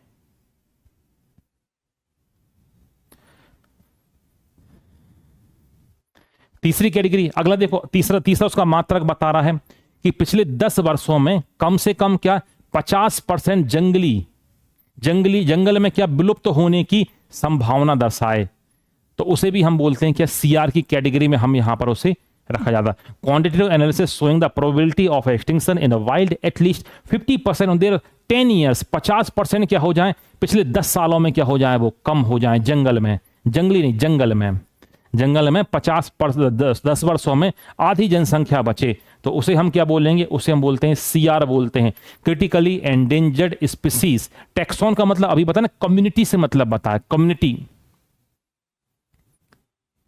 टैक्सॉन का मतलब उनकी कम्युनिटी।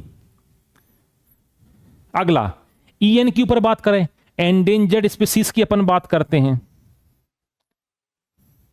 एंडेंजर्ड स्पीसीज की बात करते हैं, लुप्त प्रायः प्रजातियों की हम यहां पर बात करते हैं। हम किसे बोलेंगे, लुप्त प्रायः प्रजातियां।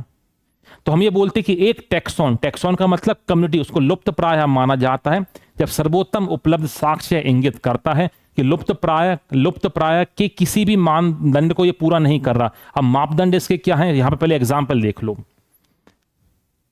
विलुप्त होने की कगार पर, सीमा पर है, जैसे शेर की जंगली गधा, ग्रेट इंडियन बस्टर्ड, कस्तूरी ब्लैक बक की हम यहां पे बात कर रहे हैं। ये क्या है, एंडेंजर्ड स्पीसीज है। एग्जाम्पल पहले दिए हैं, क्राइटेरिया उसके बाद में दिए हैं। ये है उसे क्या, मापदंड है, किसके, विलुप्त प्रायः एंडेंजर्ड स्पीसीज के।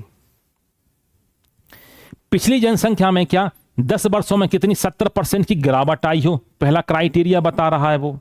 जनसंख्या का आकार 250 परिपक्व व्यक्तियों से कम होने का अनुमान है, मतलब 250 मैच्योर जीव हैं, उससे क्या हो जाए, वो टोटल कम हो जाए। मैंने बोला बाघों की संख्या, तो आपने बोला सर अडल्ट बाघ जो हैं मान लो 240 हैं, है ना, तो अडल्ट कितने हैं भाई, बच्चे भी होंगे, मादाओं की बात, सबकी बात, अडल्ट की बात करो, नर और मादा दोनों की बात कर रहा हूं।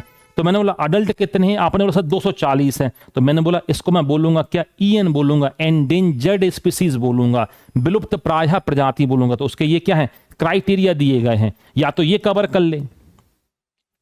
तीसरा, मात्रात्मक विश्लेषण में 20 वर्षों के भीतर कम से कम 20% और जंगल में विलुप्त होने की संभावना को दर्शाता है। तो पिछले 20 वर्षों में गिरावट कितनी आ जाए, 20% की गिरावट उसमें आ जाए, तो उसको हम कौन सी जाति घोषित कर देंगे, हम ईएन कैटेगरी में उसको रख देंगे, एंडेंजर्ड स्पीसीज हम उसे बताएंगे। ये जस्ट लाइक ऐसा ही है जैसे आप बोलते हो ना, आप पढ़ते होगे पॉलिटी वगैरह, यदि आप पढ़ते हो तो बताता है कि किसको हम बोलेंगे क्या, राष्ट्रीय पार्टी का दर्जा देंगे। तो आपने उसमें यहां पर पढ़ा है क्या, जैसे पढ़ते हो ना कि भाई कितने टोटल विधानसभा का इतने % वोट मिलना चाहिए, वैसे ही क्राइटेरिया इसमें यहां पर है। ठीक है, तो कौन सी कैटेगरी है? ये EN कैटेगरी है, एंडेंजर्ड स्पीसीज। कुछ एग्जाम्पल यहां पे दिए गए हैं, जैसे जंगली गधा आपको दिखाई दे रहा है, देखा, ये राइनोसेरॉस है, राइनो। गैंडा, ग्रेट इंडियन बस्टर्ड, कस्तूरी मृग जो हो गया, जिसको आप बोलते हो ब्लैक बक, आप यहां पर बोलते हो। आ रही बात समझ में? तो ये क्या है, ये हर साल क्या होता है, IUCN एक किताब को पब्लिश कराता है, इसको बोलते हैं क्या,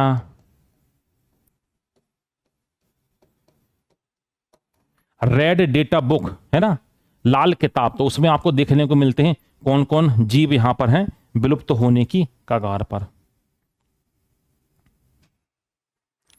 अगली हम बात करते हैं वल्नरेबल स्पीसीज की, हम बात करते हैं, दिखाई दे रहा, वल्नरेबल स्पीसीज, बात समझ आ रही है? एक टैक्सॉन वल्नरेबल तब कहलाता है जब वो क्या बताता, कुछ क्राइटेरिया, मेन अपना ये है क्राइटेरिया, किस क्राइटेरिया को वो कंप्लीट करता है। तो जनसंख्या की कमी कितने, 50 वर्षों में, 10 वर्षों में 50% कमी है जाए, या जनसंख्या का आकार दिखाई दे रहा है 10,000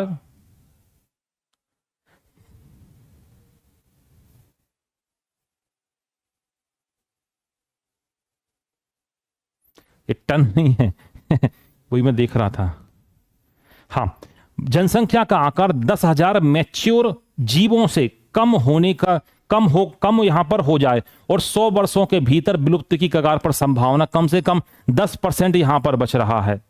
तो इसे हम यहां पर बोलते हैं क्या, ये कहा जाता है वल्नरेबल स्पीसीज का क्राइटेरिया, पहला क्राइटेरिया है। मतलब इसको सीधा ऐसा याद रखना कि 10 वर्षों में कितना हो जाए, ये आधा यहां पे बचे। मान लो अभी 100 था, 2023 चल रहा था, 10 सालों के बाद मान लो आधे बच रहे हैं, तो हम उसको किस में घोषित कर देंगे, वल्नरेबल स्पीसीज में हम यहां पर उसे घोषित कर देंगे।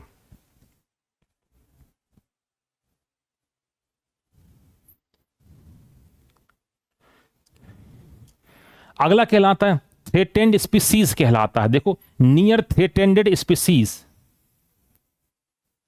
मतलब खतरे के बिल्कुल करीब प्रजातियां, नियर थ्रेटेंड स्पीसीज। अब इस ये क्या कहलाता है, तो हम यहां पर मानते हैं, हाँ,